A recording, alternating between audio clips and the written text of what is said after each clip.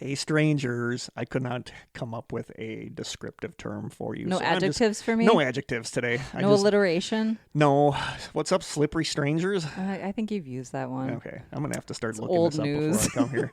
But hey, strangers. And quickly, if you don't want to sit through this, hit pause, check the show notes. Timestamp of the topic Stardust posted there. Okay, carry on. Also, if you don't want to listen to the podcast, why just are you stop listening? It. Yeah, just stop it. Move on to a better one. Yeah, for sure. But hey, strangers, thank you so much for tuning in again. It is, as always, Kurt down in the strange cellar, and sitting across from me, bathed in light, is... It's actually kind of dark. There is one light behind you on the other wall. Is the beautiful Krista. Aw, thank you. Hey, Krista. Hi. How is life? We're going to, let's skip weather talk, even after the crazy storm that we had last Thursday. We didn't get hit like you did. I literally thought my roof was going to blow off. I was crazy. Sitting in my kitchen eating sushi because it was $5 sushi Thursday. I was left from the day before at a festival has it. So I'm sitting there, I'm looking out the window, and then all of a sudden I see all the trees bend sideways, and I'm like, "Ooh, this is freaky. Not good." But yeah, it was bad. But can you see the lake? Yeah, you can from your window. Oh no, no, because there's trees, okay. and I like across from me is west of the lake gardens, so you can't really see the lake, but I can hear the lake from my window. But anyway, we got to jump right in because we have a lot so for many the things to talk titillating about. 20. So shout outs to our newest strangers, and those are Melissa Rondas, Jessica Mary, and the awesomely named Ashley De Laurentiis. Oh, nice. I know, that's a really cool name. She very Italian. She lives in the UK. So super jealous because I love the UK. So thank you guys so much for joining the strangers. And that's it for shout outs. Do you have any shout outs? Yeah, let's do, I'll give a shout out to Work Kurt, as I call him. Hey, Work Kurt. He sent us these cute little cryptid playing cards, and I said that I would take one out per episode. We'll do like a little reveal. I'm gonna like shuffle them a little. So they're like trading cards. Yeah, I guess they're trading cards. Okay. I'm glad I brought my glasses. Okay. I'm just picking them. MetaZoo is the name of the... MetaZoo? Yeah. Name of the cards, I guess. So what did I pick? My glasses. It's cool that there's a cryptid. Totally on. Well, this is like... It almost looks like Magic the Gathering. Yeah, it is, because this is not a cryptid. Oh. This is like totally like Magic the Gathering. Yeah, that's like a land. Pyrokinetic blast. That's totally like a spell. Yeah, it is. Deal 25 damage to target beastie. I want to see those because I used to love Magic the Gathering. So maybe not all of them has a cryptid on it. I'm confused by that. Oh, this one does. Okay. This cryptid is the snow wasset. I've never heard of this. Let me see. The writing is so tiny. I don't think I'm going to be able to read that. That's so cool. Isn't it cute? Let me see those when... Here, do you want the one that's open or unopened? I want the one that's open because I want to see them. Yeah, I can't even read this. Sorry. I'm guessing it's just like game text that says, if this blocks such and such creature... So he has insatiable in its hunger. This ferocious beastie eats its fill and then hibernates. Okay. That looks cool. Like I might actually take those with me and check this out because this looks like something that would be right up my alley. I have never played Magic the Gathering. It's never fun. played Dungeons it's and Dragons. Fun, but it is a money sink like you would not believe. Sure. I'm sure. Okay, should we read this postcard? Yes. I love this postcard. I know. Kurt sent me a picture of it, and it is like, it's so pretty, actually. I love the illustration. It's Mothman, November 15th, 1966. Point Pleasant. Let's see. Hi, Kurt and Krista. I picked up this postcard when I went to Point Pleasant, West Virginia to do research for my treasure hunt and hide a token. It is a fun place to visit. I like seeing the munitions bunkers where Mothman has been said to hide. Creepy, and then she crossed it out. Strange, smiley face. I saved a postcard to send to you for when the hunt was solved. Beth. Thank you so much, Beth. I have to take a picture of this. It's I would so love cool. to visit Point Pleasant. Oh my gosh, so would I. That should be that should be trips. a trip. We should go down there and then see what's down there, and we should. That would be amazing. We love Mothman. We do. We love Mothman. Not as much as Squonky. Squonk is our is our mascot. He's our mascot. Our unofficial He just or official cries mascot. and cries. And I also wanted to mention, I found at the bottom of the box, this is who sent Michaela. us? Michaela sent us this, and it's a box opening tool. Thank you, Michaela. She's tired of hearing me struggle. Yes. It's cute. Thank But you so it much, almost Michaela. looks like a little Pac-Man. It's cute. But we do have our ceremonial dagger, but sometimes that's overkill as well. So this is It's actually nice having an actual little package a little opener. backup. So I'm going to take a picture of that. Okay, I have 2 quick stories to tell as well. I also have a story to tell. Tell yours. Okay, mine is, I mentioned it to a couple people in the strangers that for the longest time I didn't have synchronicities happening, and now this last week or week and a half, it's been crazy with, especially with typing something as somebody on TV says the same word I'm typing, and there's a lot of that. But this one freaked me out because I don't know, it was just so weird. So 2 nights ago, actually, I shut off my, it was like... Did you tell me this? No. Okay. It was, of course, late at night for me, which so means 6 o'clock? 6 o'clock. So I put my phone in sleep mode. I shut it off, put it on the nightstand next to my bed. It was done for the night. Yep. And I picked up a book to read, and it was one of those bigger secrets, biggest secrets. I've talked about them on here by William Poundstone. Like, Corey and I love those books. He's got 3 books, and it was all about stuff. The first one was from like the 80s, so it's like stuff that we know now, like Mount Weather exists. It's like, okay. So it was all secretive stuff at the time that people didn't really know existed. So I was reading, and the chapter that I was reading was about something called a CompuCount. It was a device that they used, I think, towards the end of the 80s or 90s in casinos, where you could go in and you'd have this like computer thing kind of strapped on you, and you would have switches in your shoes, and you would sit down and play blackjack. Oh, and you would tap it. It would help you count cards. Sure. And it would send like you didn't have to do it in your head. It would send through a wire to your watch, and it would tell you on your watch if the count is high or low. So people were using this to count cards at blackjack. And I'm reading this, and I've read this a dozen times before. So I'm reading it, and I'm like, this is really cool. And I'm thinking there's got to be like really neat modern ways that people are doing this stuff. And I thought about picking up my phone and checking, and I'm like, nah, I'll just wait. So the next morning I wake up and I grab my phone, and one of the first things I do is go on my Google News app, and I open it up, and like 2 or 3 stories down, it's a story about how they think someone was cheating in like a poker tournament, and how they think that it went into how you can use like a USB drive inside of the shuffling machine that shuffles the cards. And it was so weird to me because my phone was off. I wasn't and you didn't talking. Say anything. No, I was just laying in bed reading. And it's so creepy to me that showed up in my Google News feed. It was like the 3rd story down, showing me like a modern technique for cheating at cards. When I was thinking the earlier evening, I should pick up my phone and look at modern methods of It'd cheating. be different if you had a conversation with somebody about it. Yeah, that I would totally understand. Or if I looked it up on my phone, it would show up in the Google, but I didn't. I was laying in bed quietly reading it. And it's so random, too. It's so random, but it's so weird. And it's like the thing with today's side sessions, the true crime story, that when I was researching it, it popped up on Reddit, and it was the picture that got me. And I'm like, ugh. So I wanted to do this one.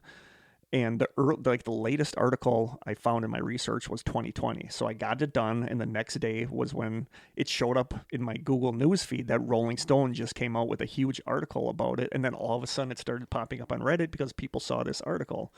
And like you and I were talking about before we started recording, it's like that crone statue that the Newkirks are going to do their next show about, like their documentary about, where last year I started researching that, and I have a document on my computer that I was going to use for the Strange Sessions, but didn't. And it's like, it's just weird that as I look into this stuff, all of a sudden it pops up. So it's just weird. And there were a lot of 11/11 synchronicities. So there were just a ton of them this week, which I don't know what it means, but it's cool. Yeah, it is cool. Now your stories. I'll tell the toad story first because it's just cute. The second one's kind of weird, spooky. I don't know. I'm still not convinced my house is haunted. But anyway. So you know these little window wells? Yes.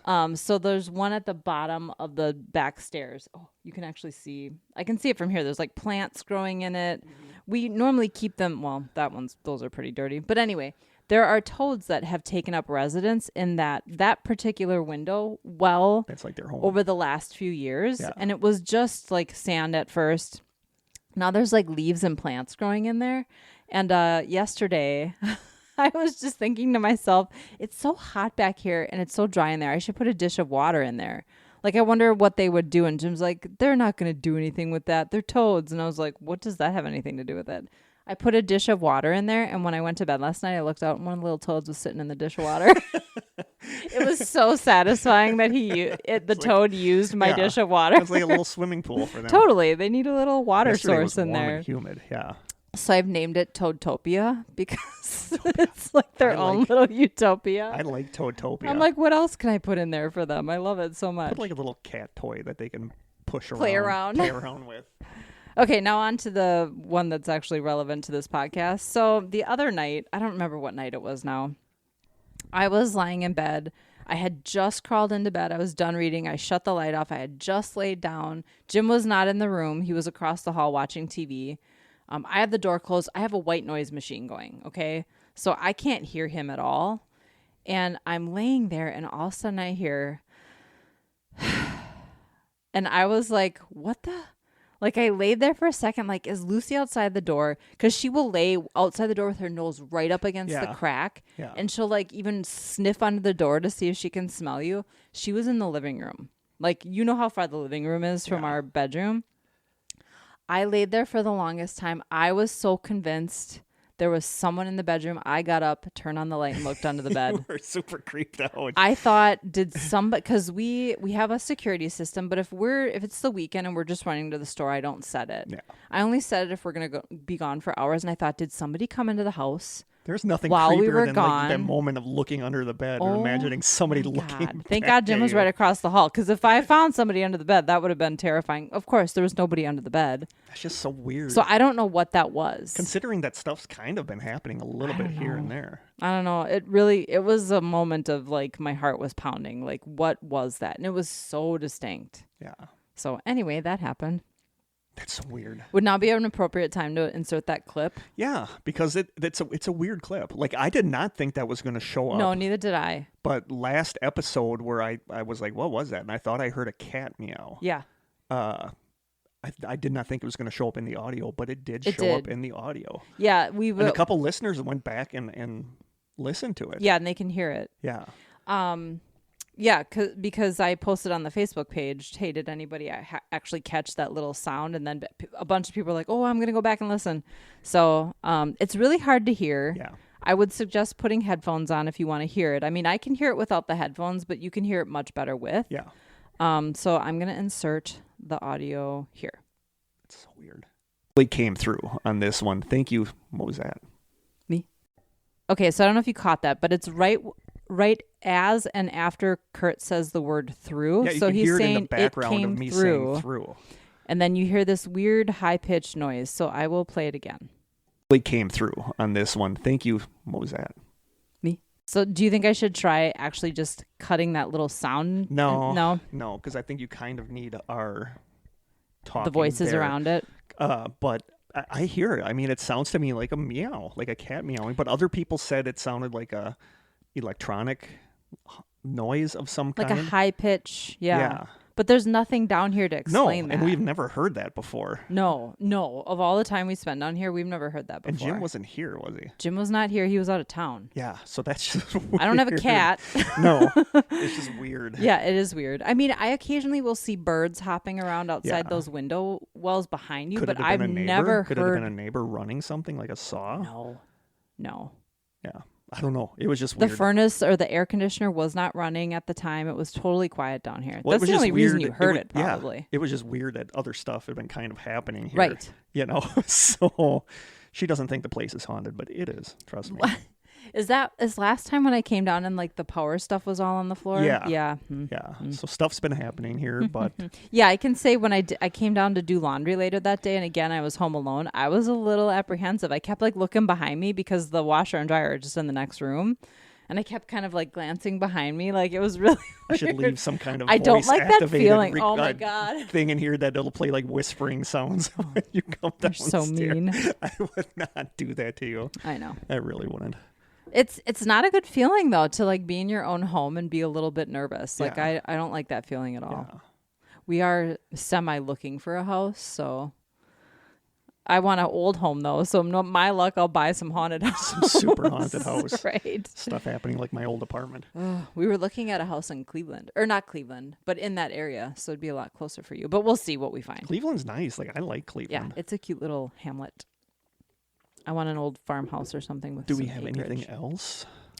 What time are we looking at? We're at 22 minutes, so that's not bad because we have. We do have a banter letter at the from beginning. Matthew Thornton, but we're going to open that next time because we figured this one was going to run a little long. Mm-hmm. Was there what else? I feel like we're forgetting something that we were going to do. We have the taste test. Oh, we got to do the taste test. We gotta do the taste test. That's what we forgot. Yep. Was there anything else we were going to talk No, about? I told my 2 stories. I played the clip. Talked about my synchronicities. I think Thank you that's again to everything. everybody that sent in a story last time for the listener stories episode. That was awesome. And I loved getting the feedback on the Facebook page. I did People too. who sent stories were like, oh, it was so neat to hear my story. Yeah. And a lot Yeah. of people left comments. I just think that's so nice. Nope, that is awesome. So thank you. I think that's it. So jumping into the taste test Let's do it. that I got you all scared about. Ugh. Well, the thing is, I'm already like, blah. the thing is, in all the times we've done this, there's only been a couple times where I'm legitimately queasy at the idea of what we're man. going to be tasting. And this is one of them. And I don't know, maybe you won't think it's that bad, but to me, I'm already cringing. it just grosses me out. And it's 2 things that I really like separately that should Shouldn't not be combined. be together. Okay. It is by the same company from last time when we had the sodas? pickle soda. Okay. So Ooh. it is a soda. That was terrible too. So this one legitimately kind of freaks me out. Okay. And I don't want to gag, Great. but there's something about this that just grosses me out and I don't know what it is. So here you go. Are you ready? I'm ready. I don't think I am ready, if I'm being honest. Okay. Ketchup soda. Ooh. Yeah, it is. Grandpa Joe. Grandpa Joe's Who comes up with ketchup this soda. stuff? And that just grosses It me really out. grosses Like me the out. idea. I like ketchup. I love ketchup. I love soda. So we're going to drink carbonated ketchup. Basically. Carbonated ketchup soda. Ugh. Okay. And it scares me because pickled soda could have been okay. It could have but been. they didn't make it okay. No, they it was didn't. just straight up dill. So this could be like weirdly tomato-y. And again, this is from Stephanie, my cousin Stephanie, Ooh, that and popped right Taylor open. and Addison. Not 100% sure I'm gonna Oh, I don't like the smell already. see. This one just makes me want to like gag, and I don't know. Same. I'm taking a tiny bit. Oh, it smells terrible. I don't even know if I can smell it because if I smell it, I'm not going to be able to drink it. Like, I love ketchup. I will dip the heck out of stuff in ketchup. I do. I love ketchup But too. ketchup soda just Oh, God, freaks this me is out. not gonna be good. Oh, don't smell it. Don't smell it. Are we ready? I don't know. I literally don't know if I can do this. This one like God. makes me want to You gag. did dunder salt, but we can't drink ketchup soda. Good point. You ready? Let's do it. Oh, that's surprising. Okay, that is not bad. That tastes better than I thought it was going to. What does it taste like? It doesn't taste like ketchup. That's actually good. Try smelling it now. Oh, I don't like the smell. Yeah, the smell's horrible. It tastes like a fruit. I mean, Tomatoes are fruit. where they did, Oh, where I guess I do get a little bit of ketchup. where they screwed up with the pickle one by making it just straight up dill. Yeah. This one is actually sweet. Yeah, it's and got it has, sweetness. It has like, Ketchup's a little sweet. It's a little tangy. it's actually pretty little vinegar. good. You get a little hint Yeah, of vinegar. I was super scared of this one, but this is actually okay. I mean, I'm not going to drink it voluntarily. Like, I would never pursue this. I like this. It's not as horrible as the dill was. I did not think I would like this. This one has freaked me out. I'm giving it a 6. I'm giving it a 9. Wow. Yeah. A 9? Yeah. Wow. There's like a taste to it that it's not the ketchup taste, but it's like like I want to say pineapple or like a fruity kind of taste Yeah, to it me. definitely has like a a fruity sweeter taste. taste, but it goes really good with the tomato-y kind Cherry. of taste. Does it Maybe have a cherry taste? Yes, maybe it's cherry. Tell yourself it's cherry and soda. then it has like the ketchup flavor, but it's not. The ketchup isn't overwhelming. It It's totally almost, tastes like cherry. It's almost more fruit flavored. So Yeah. this is It's not bad. I was scared of this the last So couple was I. days, and Yeah. I'm actually really enjoying this. The aftertaste The isn't aftertaste great. is gross, but just straight Smell up is gross. drinking it is okay. I like this, and Okay. that totally surprises me. That happens sometimes. We're terrified of something, and then you end up liking it. Did you take a picture of it? Yes, I did. I actually really like this. I'm not going to say I like it, really drink this. but it's not horrible. Ooh, okay. That was way better than I thought it was Yeah, going to the be. aftertaste sucks, though. Yeah, the aftertaste is gross because it is like ketchup on your lips. Yeah. At least give me a French fry to put in there with it. Mayonnaise is my go-to for French fries. Ranch. Ugh, I don't like ranch. Really? Oh, you don't like ranch?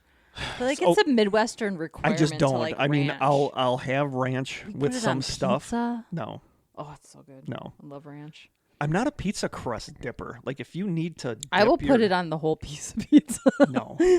I like ranch and some stuff, Hmm. but for the most part I do like mayo. What? high pitched buzz in my ear. Oh. I am not a great. fan of ranch.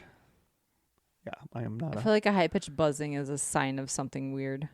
Or I don't it know. can be. It was just in my left ear and it was Okay. like super loud. But yeah, I'm just not a fan of ranch. Oh, I wish I could get that taste out of my mouth now. Yeah, it's pretty. The aftertaste is gross, but the during taste It is good. lingers. Like I actually like this. Do we have any spare candy just hanging around that I can Mm-hmm. eat to get it out of my face? Get it out of my face? Oh, yeah. I'll have one of these. We never finished. Oh, we're getting kind of hard. We never finished these. Oh, I'm just going to take a bite. They're still good, though. sure you don't want to finish up the ketchup soda? Ugh. I can't believe. Desert assortment. Prickly pear. Cactus. What is this green one? We tasted these once a long time ago. I cannot read that. Oh, margarita. This is the margarita one. That leaves a much better taste in my mouth than... Then the ketchup soda. Yes. I think there's still 2 sodas in there from them. So Why? we're going to take a break from their sodas next episode Thank because you. David Bond gave us some stuff yeah. to try. Okay. And we got Do you think he's been mean? David? Mm-hmm. No, I looked at his stuff. Isn't Jamie the one who sent us the clam decanes? I don't remember who sent us the feel like candy you canes, but those did. were horrible. But no, he sent us stuff from different countries, which is Oh, actually kind of okay. cool. That is cool. Sweet. Do we got anything else? I hope not. We're at 29 minutes. Holy buckets. Holy buckets. It'll just be a little longer than usual. No, nobody complains about it. And again, just check the timestamp if you don't want to sit through this. Yep. So I listen to some doozies for this episode. It's like some of them are just. There was one that could have been good, but the main guy was really loud, and his co-host was super quiet. It's the worst. Yeah, I've listened. That to was some us that at the are- beginning. It was us at the beginning. I feel like we're better now. I would Although hope we so. recently had a comment from somebody on something. I don't know if it was Podbean, where one of us was quieter than the other, but Oh, I don't know. I don't know if I've noticed that. I don't think I have either. But Anyway, should we jump into today's topic? do it. Today's topic, we're following up listener stories with listener suggestions. These are 3 stories that listeners have asked us in the past to do, to Okay. look at. And I didn't because I didn't feel like there was really enough there to go on or there was anything even there at all. Okay. But we did this last season or the season before where we did listener suggestions, so I figured we'd Well, do if you this. do more than one, it takes up enough. Exactly. So we're the going to do episode. 3 of them. Sweet. Krista doesn't really have any idea what the Nope. heck we're going to be talking Not about. a do clue. You? So the first Do story, I ever? Even when you tell me, do I know what we're doing? Probably not. Probably not. So the first story we're going to be looking at is the story of Doveland, Wisconsin. Ooh, a local story. Doveland or Doveland. I've heard it pronounced both ways. I think Okay. it's Doveland. Doveland. Doveland. Yeah, That's what I would But say. I've heard people call it Doveland on podcasts too. But yeah, Doveland, Wisconsin. Are you ready? I'm ready. From a November 4th, 2022, and I wish I could remember who asked us to do this. I need to get better at writing down who asks us to do stuff. I know at least one person asked us to do this. It might have been 2. And also, just like who sends us gifts, I Yeah. feel like we should have a spreadsheet. Yeah, we should have a spreadsheet that we can share. You know Who's what I going to mean? maintain that? Yeah. We need an intern. We need an intern. November 4th, 2022 Ranker article called, quote, Doveland, Wisconsin, The urban legend of the town that disappeared. Ooh. And the article says, quote, ghost towns or vanished towns are staples of the horror genre, whether it be the Silent Hill games based on the real-life ghost town of Centralia, Pennsylvania, or the sci-fi masterpiece Wraths of Roanoke, loosely centered around the disappearance of the Roanoke colony. Are we going to cover Roanoke? At some point, Yeah. like there's a topic that I wasn't going to do because I thought it was just kind of solved and it was played out. And then I was listening to the Sofa King podcast on the way down today about that topic. And I'm like, oh, we should do this next episode because it's an interesting topic. And, but at some point we'll probably talk about Roanoke. Okay. I just don't know exactly what that all entails because I don't really know much about it. No, I don't either. But these two places are real. You can go there if you really want to, although few would recommend Centralia, as underground coal fires are still burning and filling the air with toxins. Still my favorite video game. Silent Hill? Yeah. The same cannot be said for Doveland, Wisconsin, a small Midwest town that seemingly never existed, despite those online who claim to have heard of it or have been there. Firmly nestled in the quiet Midwest of America, Wisconsin features plenty of charming small towns with picturesque families living the American dream. These communities are usually tight-knit and perhaps a bit isolated, making them especially vulnerable to even the smallest of changes. With that in mind, it's not hard to imagine such a small town dying out for any number of reasons. But in the case of Doveland, Wisconsin, there's no actual evidence it ever existed in the first place. No old maps or historical records await eyes in dust-filled storerooms with evidence of this town's existence. All anyone has is a strange, grainy picture taken in what looks like a bar or restaurant, which was posted on various forums with the claim that it was, quote, recovered from Doveland. And I'll send you the picture right now. Okay. Are you going to say where allegedly it was? We don't know. So we don't know where in Wisconsin I'll it get ever to that. existed. I think that's like the next. Okay. I feel like I'm not as loud as I usually am, according to the lights here. Do you want me to check? No, that should be okay. You did. Yeah, because when I checked before, we were fine. So, this picture, favorites. I'm gonna send that to, and your phone number is 555 555 1212. So this is like, this picture shows up as being taken in Doveland. Okay. It looks like it literally could be taken at any supper club in Wisconsin. Yeah. It's got a weird red glow. Oh, there's like a lady covered. That's funny. Yeah. It's just like, you could claim she's a ghost. It's just like an overexposed photo or something. And that's all that apparently. Oh, it's like a waiter sitting at a table. Yeah. It was posted on various forums with the claim that this picture was, quote, recovered from Doveland. Yeah, it could be from anywhere. Yeah. There's no telling where this mysterious town would have been in Wisconsin before its alleged disappearance. It's only always described as having been, quote, in the heart of Wisconsin. It's simply a ghost, only summoned in the past few years by posts on 4chan, Reddit, and Tumblr. This then begs the question, why do some internet users recall Doveland being a real place up until the early 1990s? Many of these users are too young to have visited it themselves, but claim that their parents or grandparents mentioned the town in passing. Some even claim to live near Doveland or even had lived in the town itself for a time. Original posts mention the existence of tourist memorabilia from the town, such as t-shirts, mugs, and postcards. As discussion of this disappearing town grew, it wasn't long before companies began capitalizing on the phenomena. Soon enough, online vendors were producing and selling merchandise bearing Doveland's name, making it theoretically impossible to know now what was newly created and what could have been legitimate. And if you search Doveland, Wisconsin, you can get t-shirts, you can get caps, because of the hype around this mysterious town. So now if stuff really had existed that said Doveland, Wisconsin, you're going to assume that it's a current product and not an actual product. It's safe to say, however, that anything found today was almost assuredly made to exploit the conspiracy hype. But there are other cities that this is rumored to have happened to. The website Obscurian Legends Wikipedia says, quote, Langville, Montana was supposedly a small rural town that disappeared in the early 2000s, and of which online discussion and evidence has been apparently erased, appearing in Google search, autocomplete, and recommended search options under intriguing titles such as, quote, Langville, Montana incident, Langeville, Montana disappearance, and most bizarrely, Langeville, Montana turned inside out, which is weird. Yeah. Yet clicking these links yields nothing, leading investigators to suspect that, quote, not only has this town disappeared, but all the data on it was being expunged from the internet.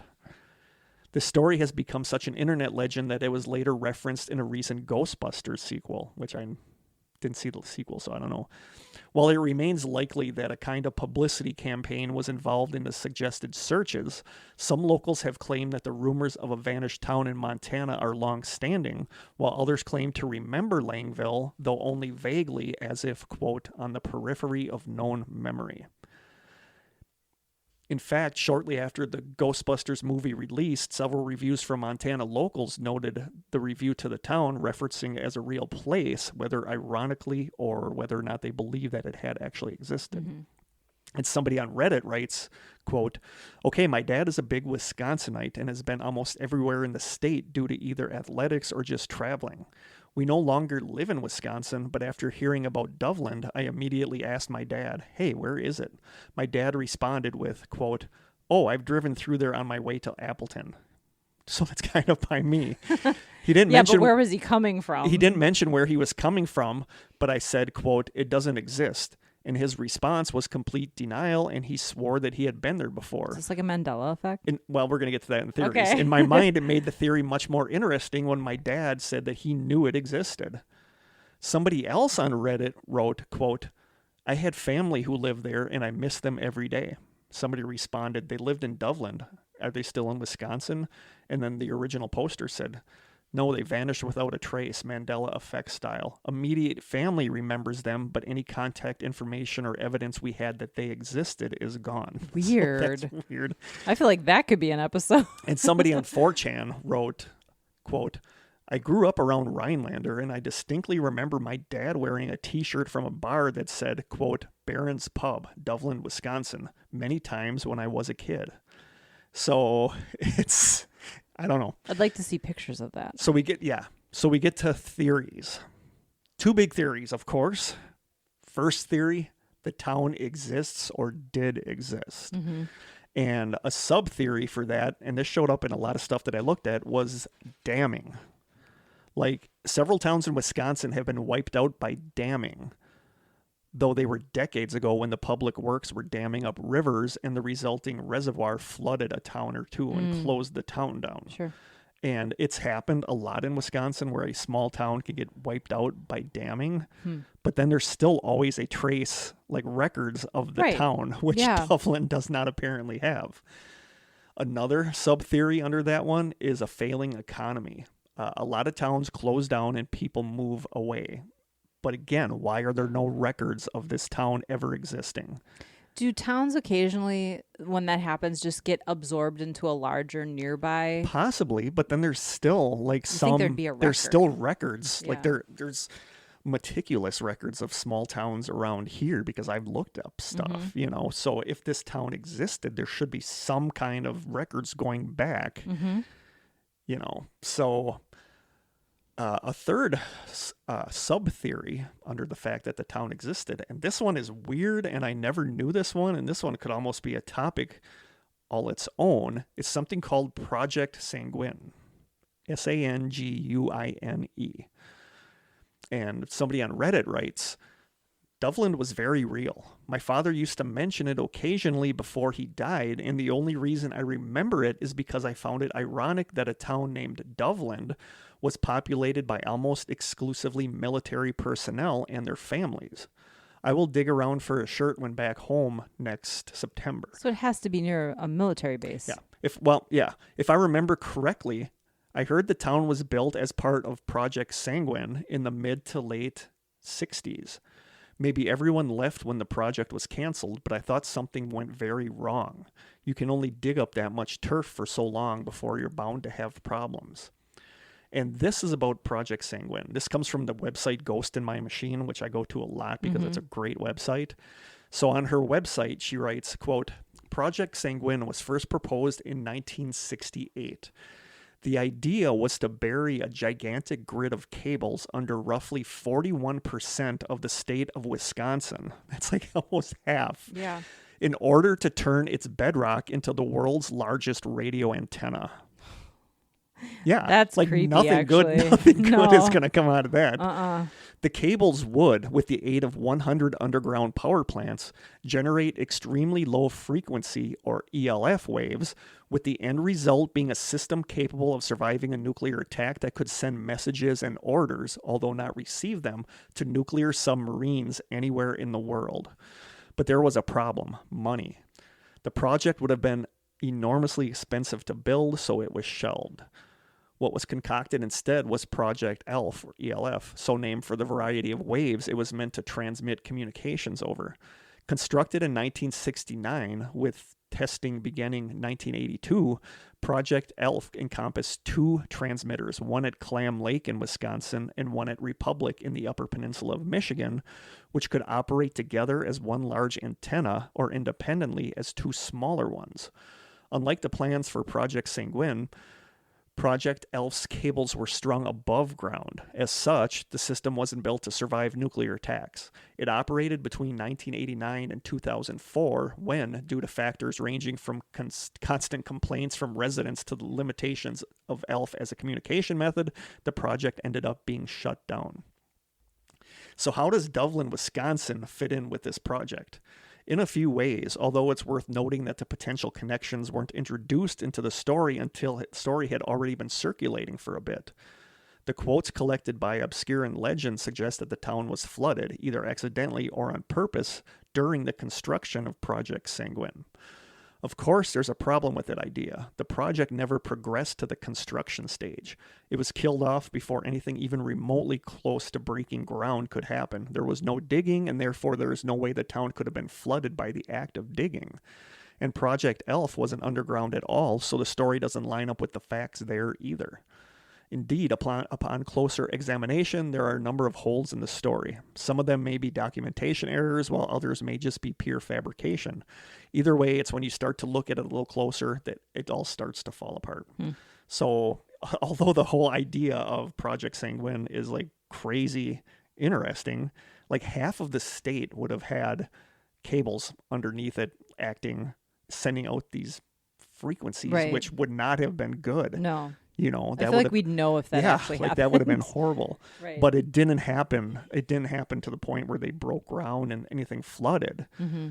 But that also comes in with the next sub-theory, is that the town was a military experiment. A lot of people who believe Doveland existed remember it as a town with a lot of military people in it.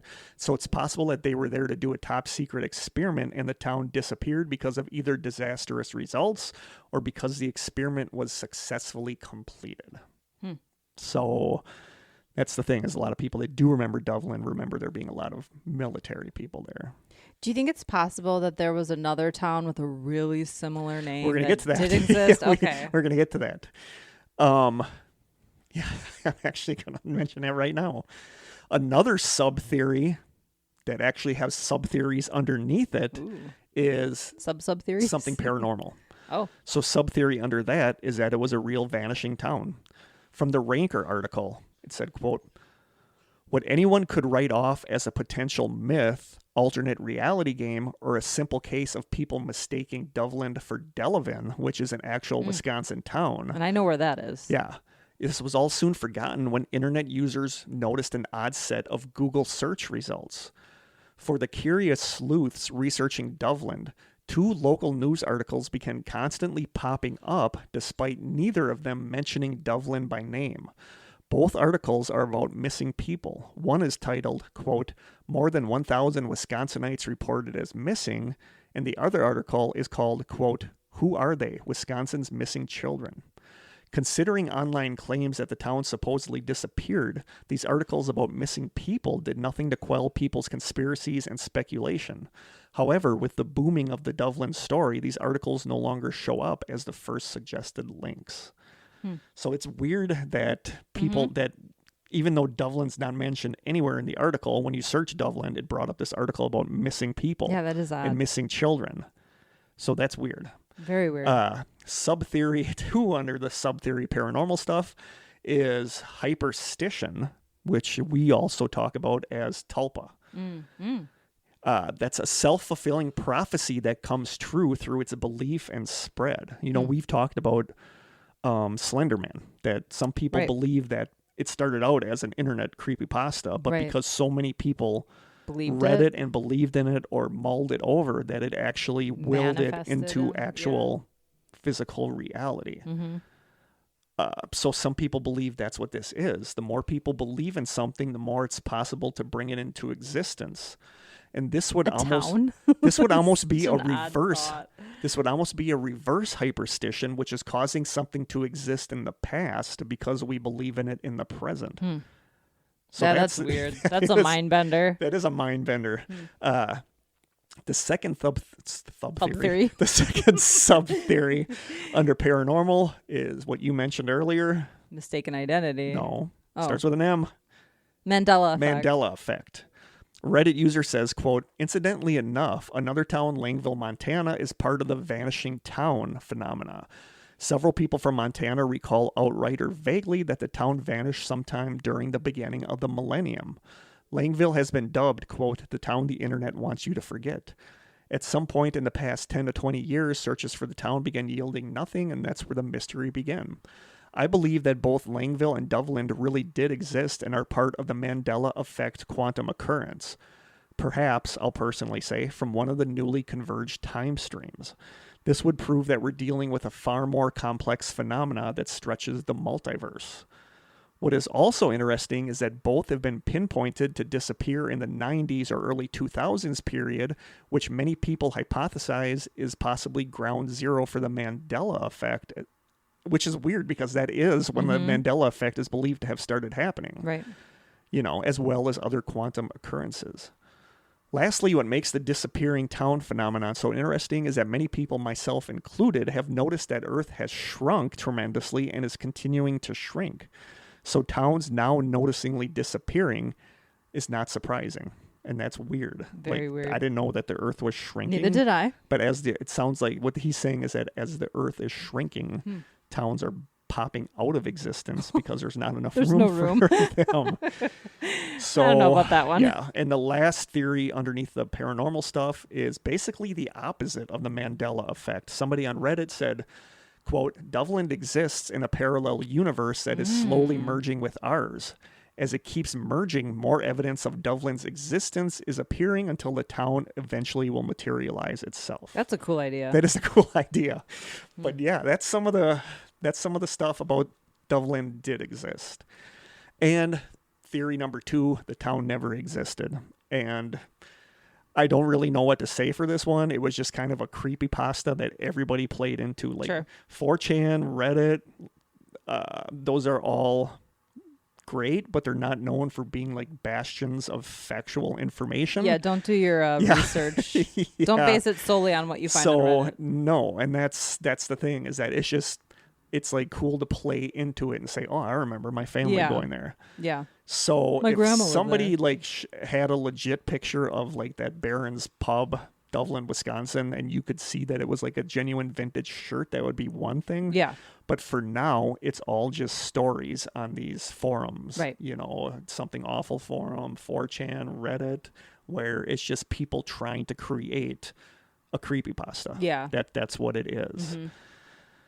That seems most likely. Or just not Mandela effect, but again, are people thinking of Delavan? Are they thinking of some similarly named town? That's the thing, is that Delavan kept popping up, but Delavan is kind of over by Madison, I believe. It is. But people like say like legitimately their family members remember being there, And before I get to the what do you thinks, I want to. This is my favorite Reddit quote. Somebody wrote, quote, Doveland's disappearance means they had neither a decent fish fry nor a decent supper club to offer. Their loss will go unmourned. I mean, this picture looks like it's in a supper club. The picture looks like a supper. Like the picture, I don't know if that's somebody. a supper club actually, because there's booths. Although supper clubs do have booths. Yeah, I always picture tables. Yeah, I thought you said boobs for some reason. I was like, what picture did I send you? But that's really funny, though. I've been at supper clubs that have booths. Yeah, that's true. So have I. But it's true. Like if you're a town in Wisconsin and you don't have a good fish fry or a supper club or a good bar or a Quick Trip or good luck to you. So what do you think? Doveland, Wisconsin, yay or nay? I think it's a cool story. I think it's a really cool story. Yeah, I just feel But like at the end of the day, I think it's I don't just think a it story. existed. Yeah, I think it's just people saying, "Oh yeah," like adding their or 2 cents. misremembering. Or They're misremembering. misremembering another town that actually did exist at one time. The idea, I feel it's a little hokey to say it was all military personnel, making it sound like it's a military experiment and the town just vanished. That's a little too conspiracy theory to me. And some people tied it in with the missing 411 stuff, saying this is how people just disappear, is that they're in a town that just disappears. But I don't know. I'm going with not hoax, urban legend. I'm going with urban legend too. I'm going with the town never existed, and all these people saying that their family members were there, or that they've driven past it, or driven through it, or stopped there, are just people trying to add to the urban legend. And again, there's no first-hand accounts. It's my relative or somebody I knew has been there or said it existed. Yeah. Nobody's saying I was there. Yeah. So it's a lot of secondhand. Yes. So you and I are both going on that one, that we think is just an urban legend, but it's a really cool story. It's a cool one, though. It's a really cool story. So that is story number 1, the tale of Doveland, Wisconsin. We got to get Doveland hats now, too. We should. Doveland, Wisconsin. Cash in on that urban legend. We should go looking for it. Maybe we should take a road trip, look for Doveland. That could take a while. And then just disappear and never, stop the podcast. Want to disappear? The second story I have, what time are we looking at? 53 minutes. Okay. The second story I have was actually requested by quite a few people. I want to say at least 3 or 4. And I never felt like there was anything to this. And I think part of the reason is because I'm old and I remember these days. Okay. But this is the story of the disappearance of Joanna Lopez. I got to send you a picture for this. Okay. Because I'm going to be referring to the picture. This is not ringing a bell to me. No, this one's kind of an obscure one, but people that are into this are really, really hardcore into this. Okay. All right, albums. All right.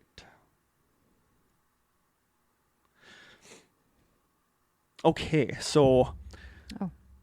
Wow, that's a terrible photo. that's where a lot of this comes from. Super grainy. That black is where and a white lot photo. of this comes from. I mean, it's a person with a head. Yeah. That's all I can get out of it. Maybe some glasses.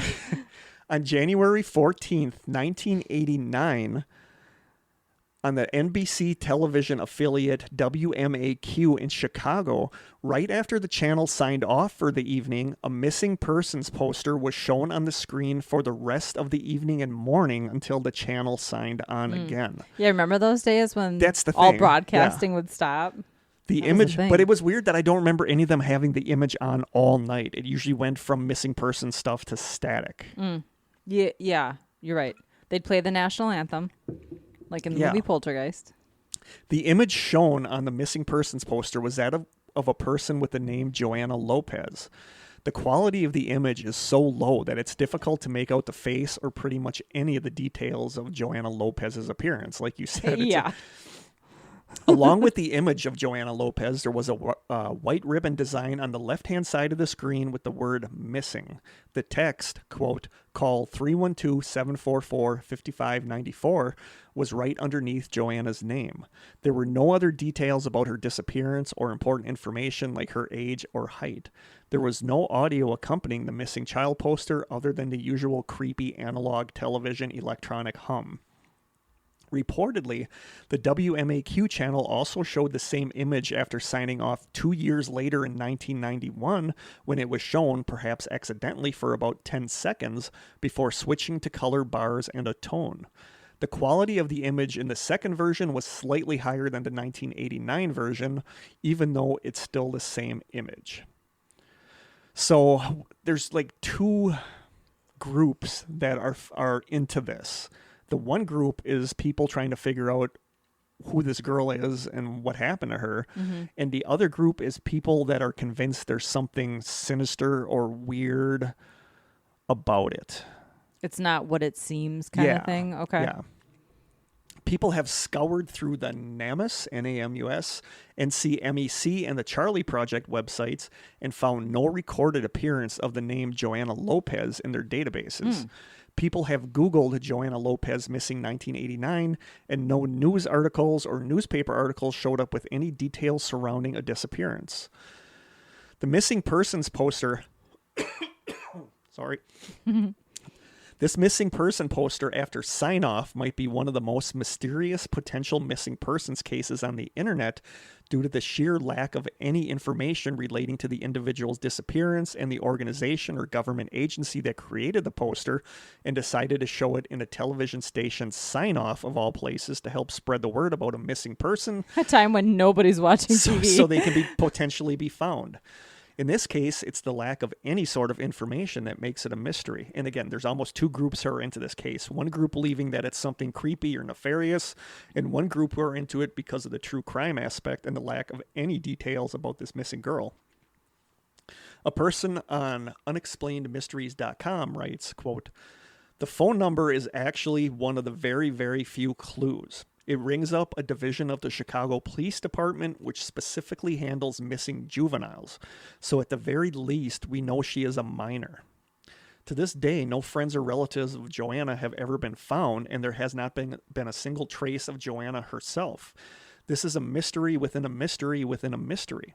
Why is such a poor quality photo used? Why was there no vital information listed on the missing slide? How did the broadcast even get on air in the first place, as it does not match the format of the usual reports of missing people that WMAQ airs? Is Joanna Lopez just a pseudonym, and is that why no record can be found of her or her disappearance? And why the hell did the broadcast need to be so damn creepy?" There is the possibility the second broadcast aired shortly after, and the date posted, which some people said was 1991, is wrong. Some sources say that WMAQ had a different logo in 1991, and it's impossible for them to have used the same logo during the sign-off, meaning this could have been aired shortly after the 1989 broadcast. However, some have said that WMAQ did use this logo well into 1991. And somebody on Reddit writes, "It is really depressing to think of all the missing people, not just from lower incomes, but who simply didn't have someone to report them.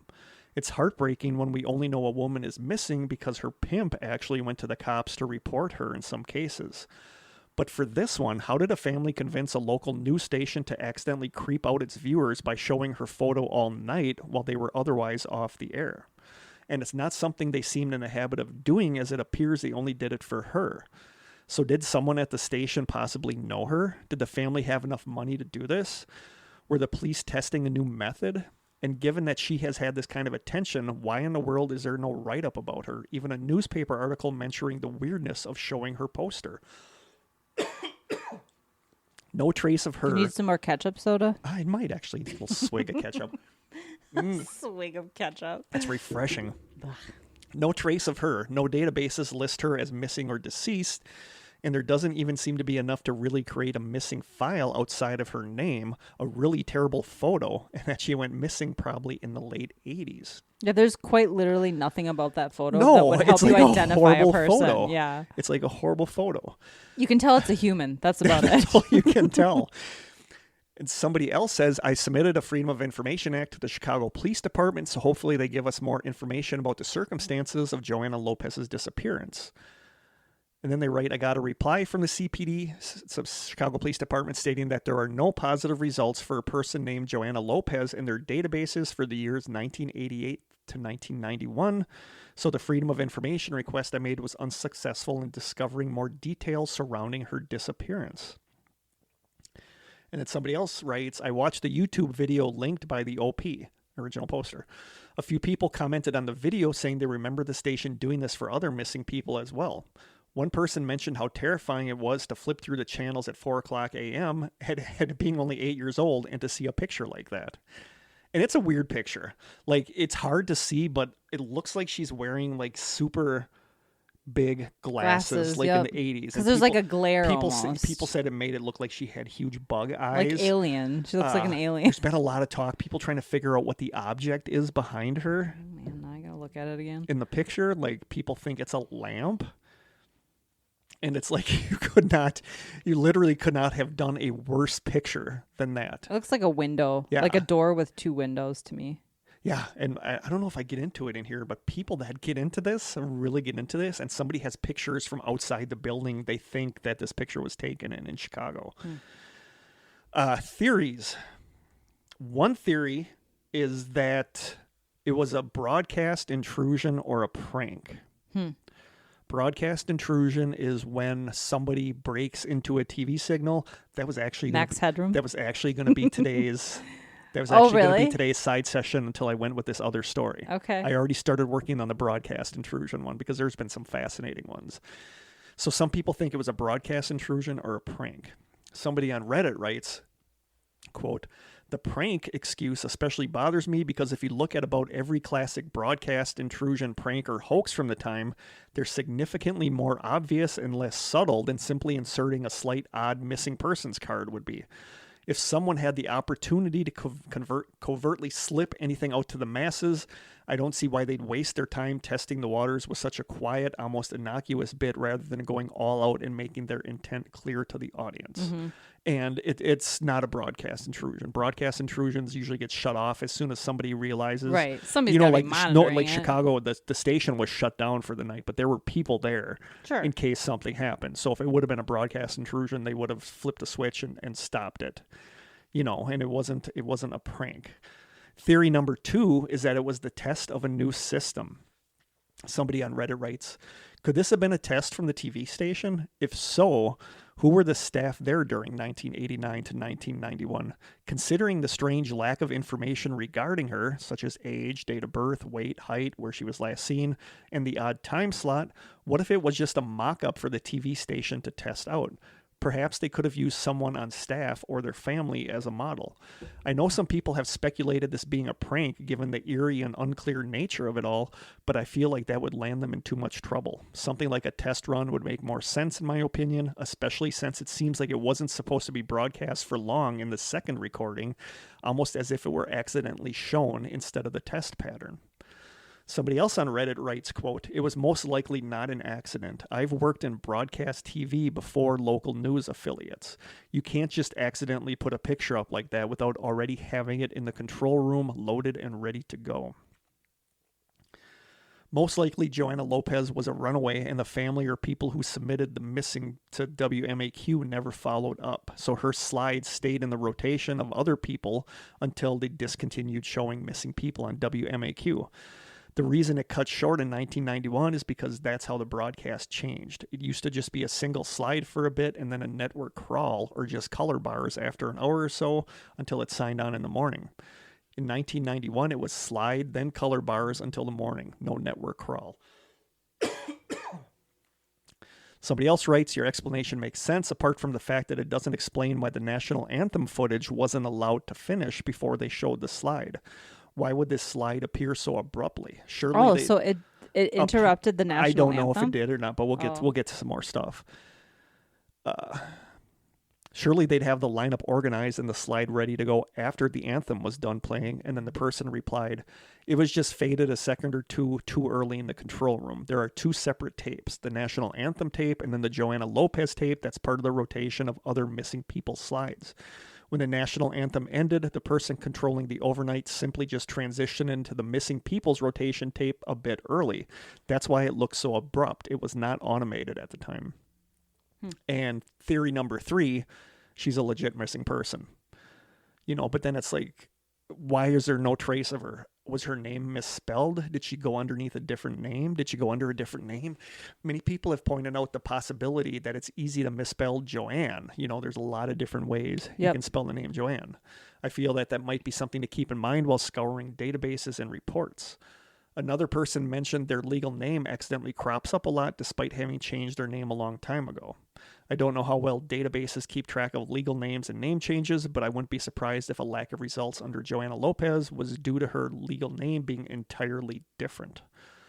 Yeah, that could be a maiden name or a married name or something. Somebody else says, "I was thinking maybe it was someone missing that a person at the station might have personally known. Just get the okay from the boss and leave it up overnight."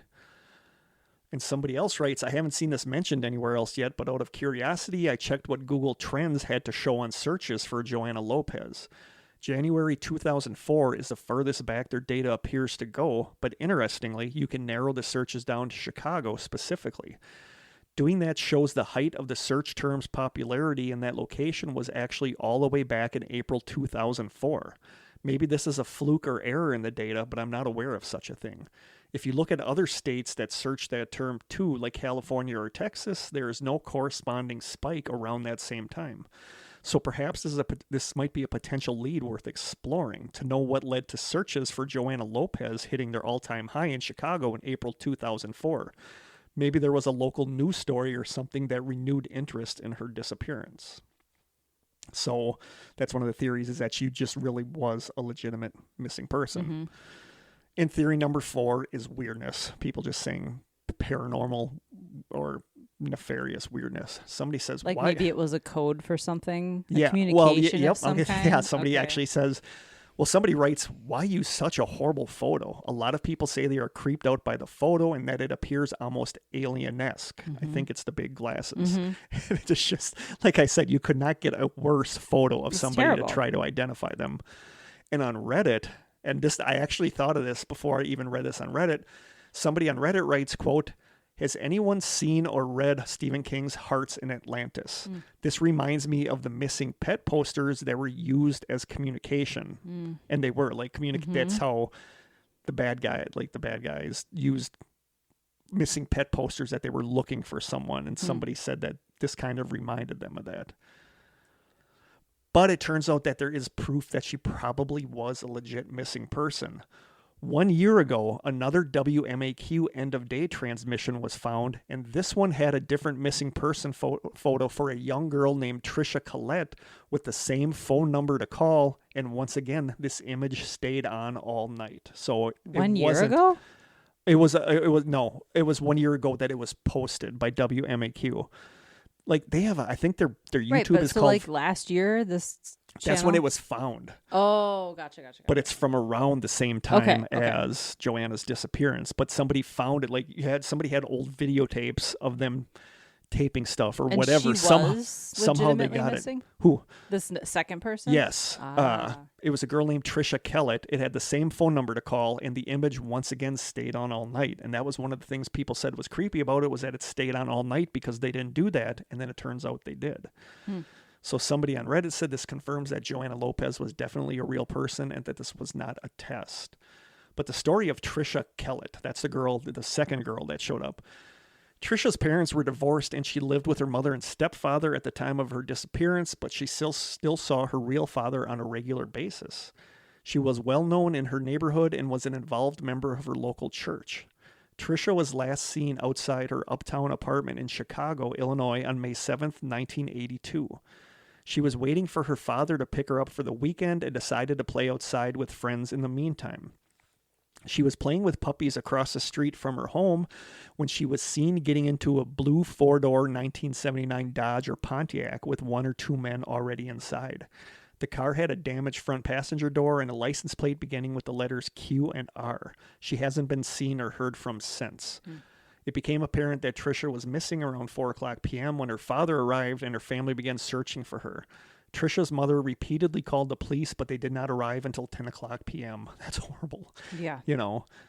Authorities believe the man who picked Trisha up was Marvin Pontarelli, a known sex offender. Several witnesses... Wait, Marvin Pontarelli was driving a Pontiac? I think so. Okay. Several witnesses picked him out of a lineup. And So he was a known sex offender. Ugh.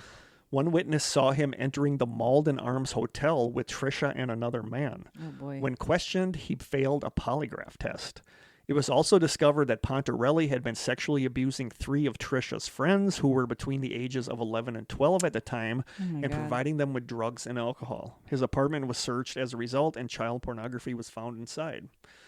Larry Fassler, another known sex offender, was found to have Trisha's name and Pontarelli's name written in his address book when his house was searched for an unrelated case in 1984. The date the names were under was from October 1982. He was questioned about this, but explained he just thought Pontarelli seemed suspicious due to his history of child abuse and was planning to mention it to the police at some point. Yeah, I'm not buying what he's selling there. In 1985, Pontarelli was arrested for charges unrelated to Trisha's disappearance. When he was questioned on the topic, he became upset and admitted to killing her and burying her on his family's property. However, he later changed his story and claimed Fassler had taken her to Mexico, something which he had a history of doing himself. Authorities believe Pontarelli may have abducted Trisha in order to force her into prostitution. If he was involved in her disappearance, it's believed she may be buried in the foundation of the Pontarelli apartments. I mean, the stark difference between these stories is that there's a ton of information. There's a ton of on information the second about Trisha's. Nothing on Joanna. And there's nothing on Joanna. So we get to a timeline here that was written by a Reddit user named Bubblegum Trad. He says 1979. Regional Directory, Rape Prevention and Treatment Resources was published. The phone number 312-744-5594 belonged to the Youth Division of the Chicago Police Department. So it was the actual phone number of the Chicago like missing juveniles. 1986. Was Joanna supposed to be a missing juvenile? Though? That's what's She looks like a believed. Middle-aged. I mean, Yes. from what you can tell, I think it's the hair. Yep. I mean, you can kind of see she has her hair up in like a old school updo. Yep. In 1986, the book, and I don't ever want to read this, the book Protocol for Child Death Autopsies was published. The phone number 312-744-5594 belonged to Joe P. Mayo, commander for the Youth Division of the Chicago Police Department. He took part in the Missing Persons Outreach Program, which started printing missing children on milk cartons. 1989, right after a sign-off of TV station WMAQ, a missing persons poster with a low-quality photo was shown. There were no details about her except for her name, Joanna Lopez. Below, there was a phone number, which was 312-744-5594. This image supposedly stayed up all night. 1991, after a sign-off of WMAQ for a few seconds, this poster appeared again. In 1991, also, the Child Fatality Investigative Procedures Manual was published. The phone number was 312-744-5594, and it still belonged to Joe P. Mayo. In 1994 in May of 1994, an unidentified woman was killed and later found in an alley, which some people suspect might have been Joanna Lopez. In 2009, the original Joanna Lopez sign-off from 1989 was uploaded to the website of the Museum of Classic Chicago Television. In 2012, YouTube user Dat Commercial uploaded the 1991 sign-off on his channel.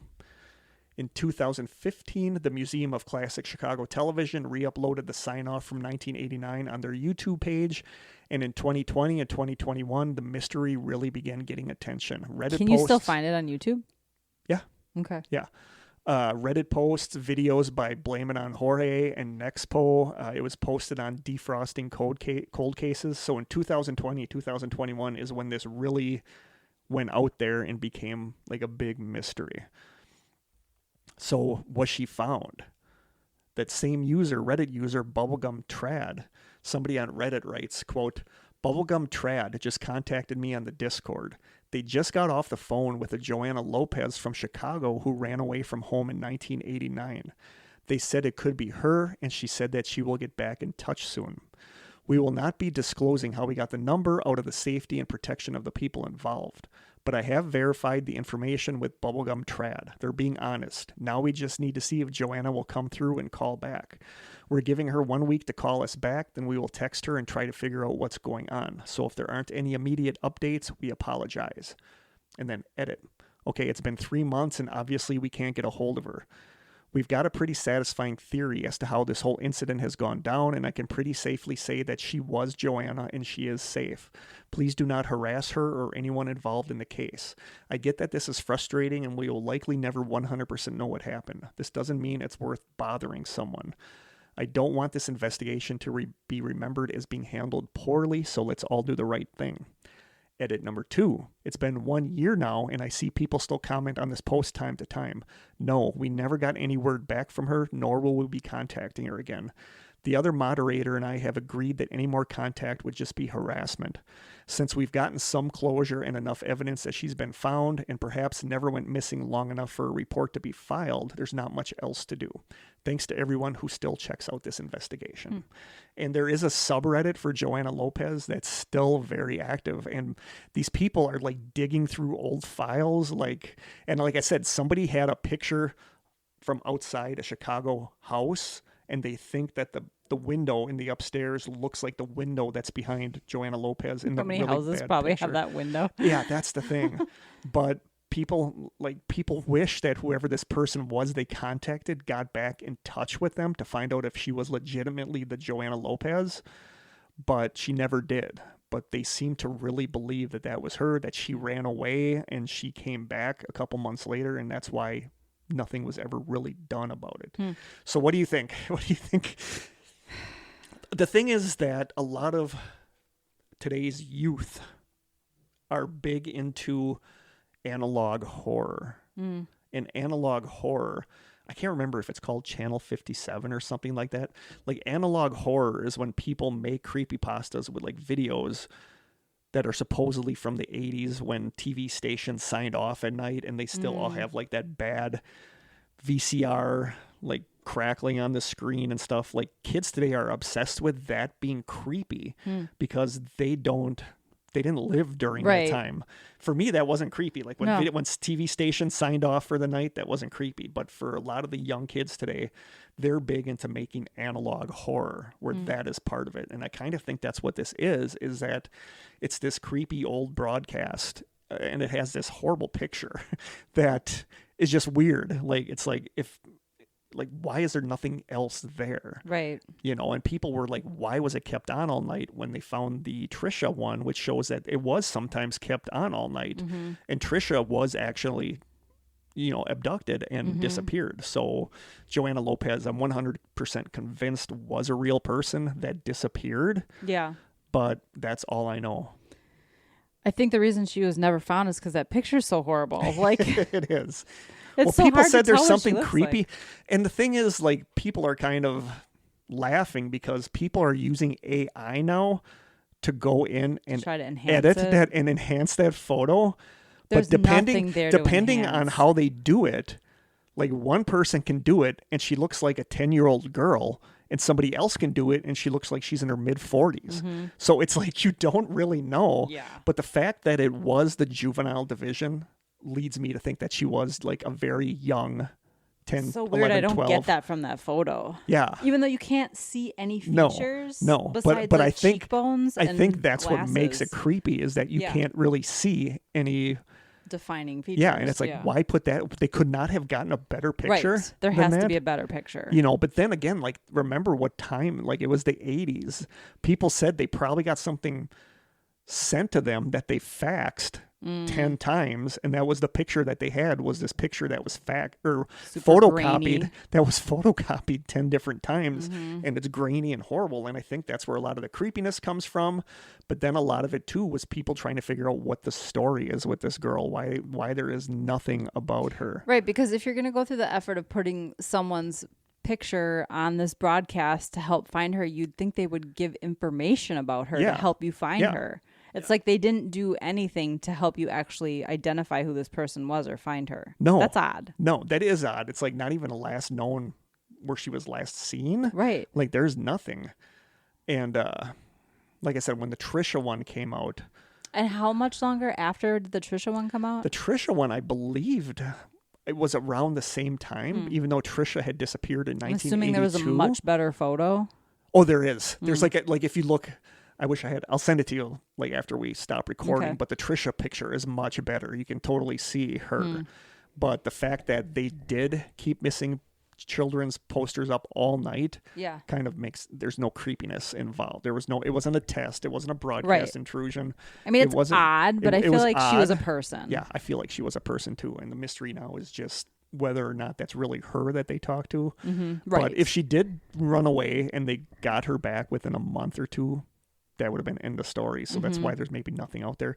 I just don't think there's anything really nefarious about it. I hope that they found her. Yeah. I hope that the Joanna Lopez they talked to was really her. But that's what I got. But people are like fascinated. And like I said, I can see why. That subreddit is just like, if I disappear, I want those people like looking for me because they're going back relentless. through all these. Yeah, they're like relentless. But yeah, I go to that Chicago.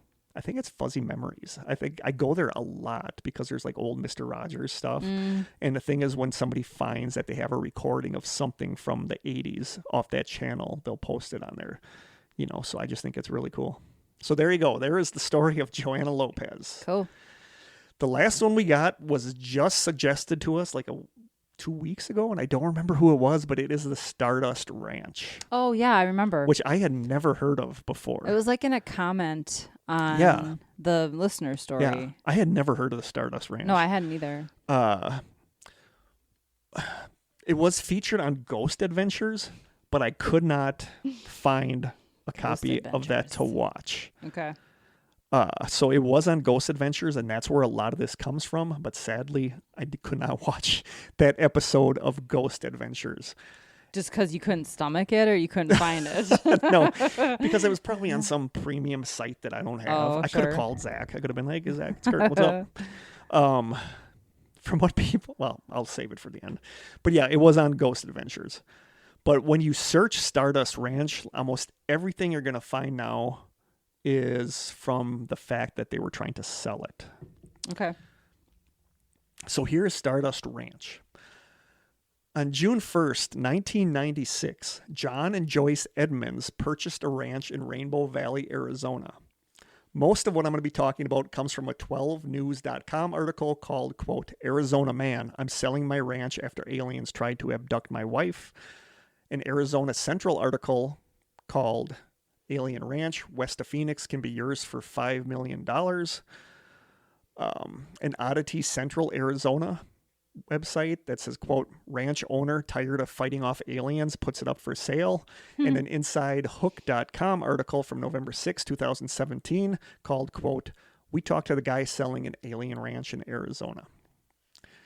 With 5 bedrooms, 4 baths, and nearly 3,500 square feet of living space, you guys should look into buying this place. Sure. Yeah, you and Jim could. Only for $5 million? Yeah. Huh. You got that laying around. Sure. We might have to hit listeners up for a little more. A little bit. Kickstarter? Yeah. 4 baths, nearly 3,500 square feet of living space, a 9.67 acre ranch property just about an hour west of Phoenix has everything you could ever ask for in an Arizona home. A pool, lots of acreage, a gated entry for privacy, and a possible portal to another universe. Well, sure. The current owners purchased the property 20 years ago to run a horse rescue, the property listing reads. Over the years, they have experienced a series of strange events that continue to this day. John Edmonds, owner of the Stardust Ranch in Rainbow Valley, has documented the aftermath of certain strange events he has experienced in photos on his Facebook page. Edmonds says, quote, almost immediately from the day we moved in, we began to have strange experiences. The Edmonds arrived at their new home to find that the previous owner's appliances were still there with no signs of being moved out. John called a realtor who told him to take his wife and then head out for a movie and he would take, no, it was a she. John called a realtor who told him to take his wife and just go to a movie and she would take care of it.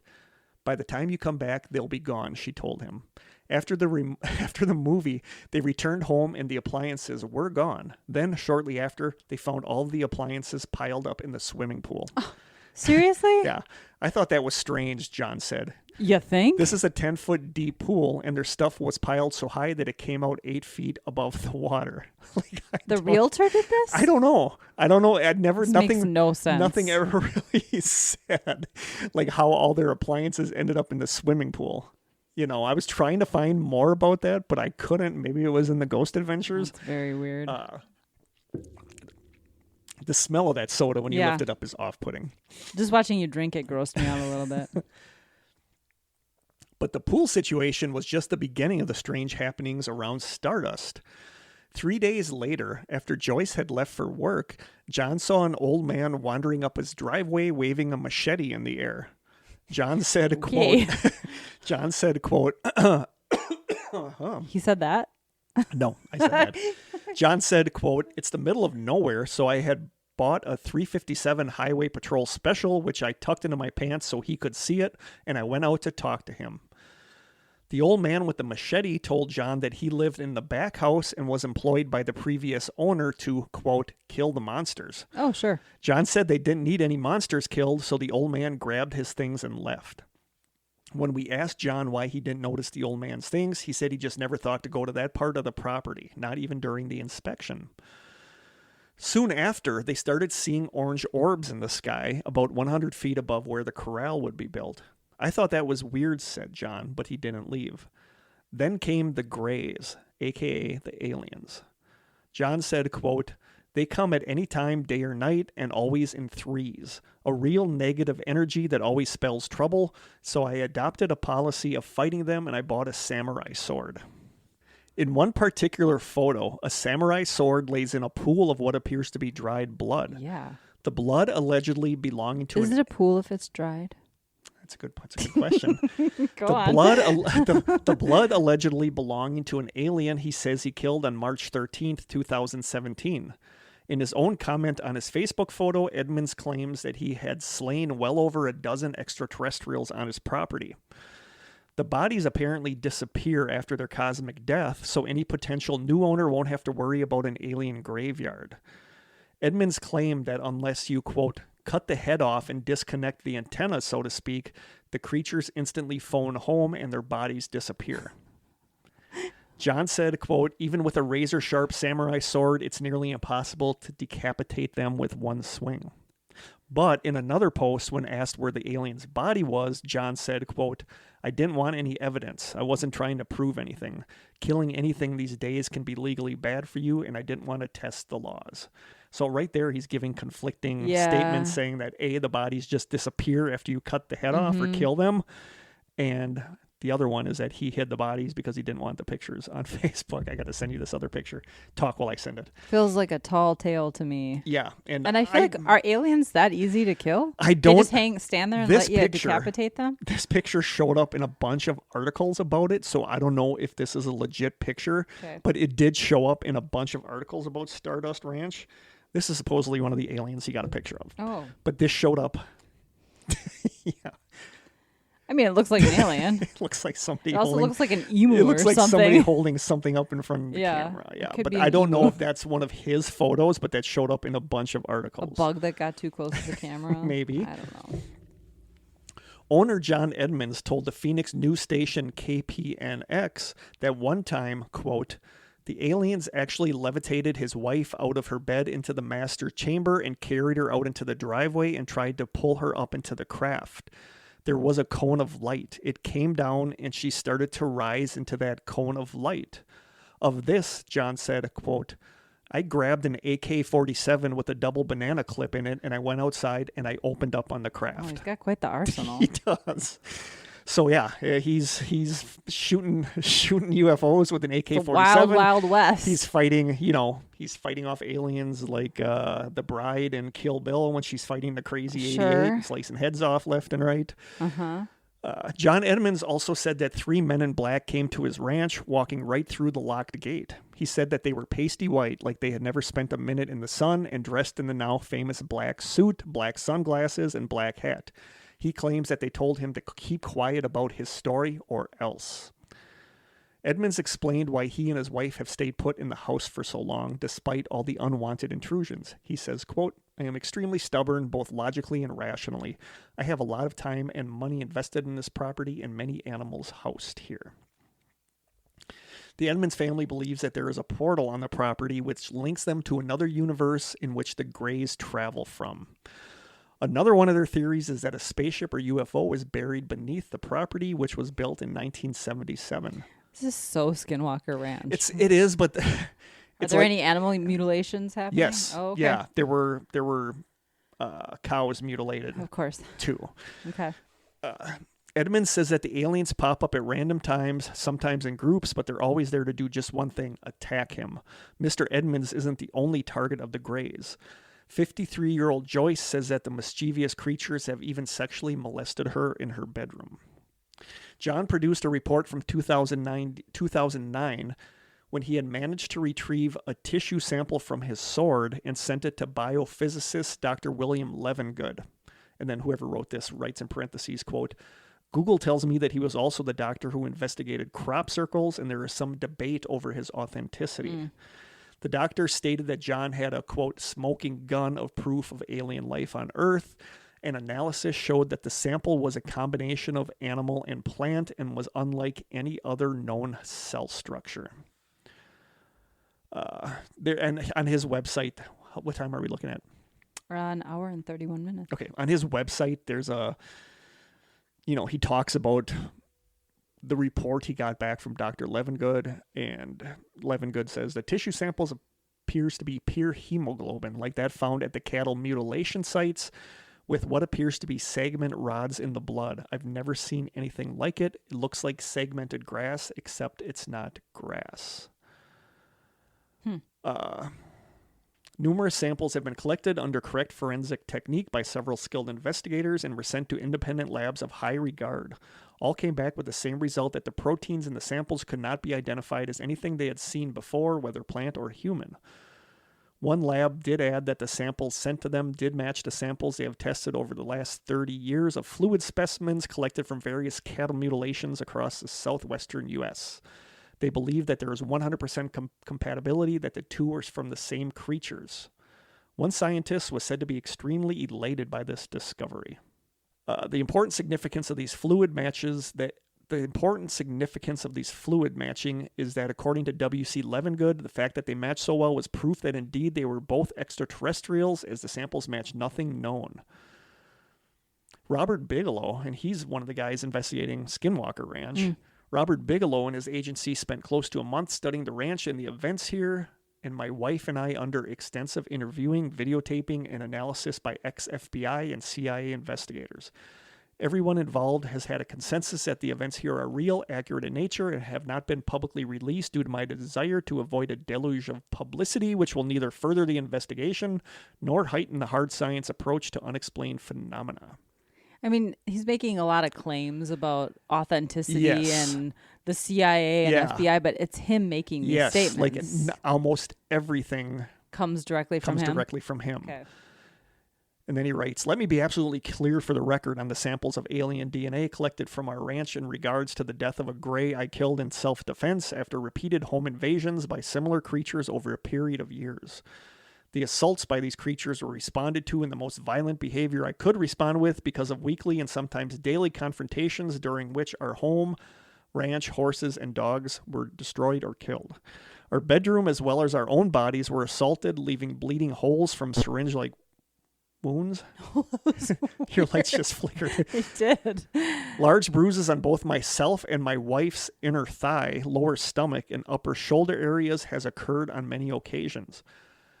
As a result, my wife and I have both contracted diseases. My wife has a thyroid condition, and I have type 2. Contracted diseases? Did I say that? Yeah, you said contacted. Oh, contracted diseases. My wife has a thyroid condition, and I have type 2 diabetes. Neither of us have a personal history nor a family history of these diseases.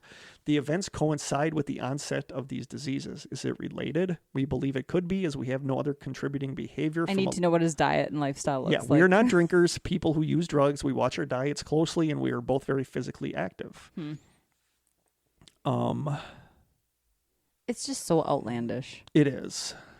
It just is. like Skinwalker Ranch. It's just so much. It is. Daryl Sims and I had several phone conversations after he was recommended to me, and he and Ron Rager visited our ranch for nearly a week last summer. During that time, Daryl collected numerous dried residue samples from the same area left behind after the numerous violent encounters I've had with the grays in our master bedroom, master bathroom, halls, and walls. Please understand the fluids left behind are clear in nature and slightly oily. Ugh. They are easy to see on a surface like a glass door, a white drywall type wall, but very difficult to see against exposed brick. Daryl used a special light and was able to detect many stains left behind that are apparently impossible to detect only using the naked eye.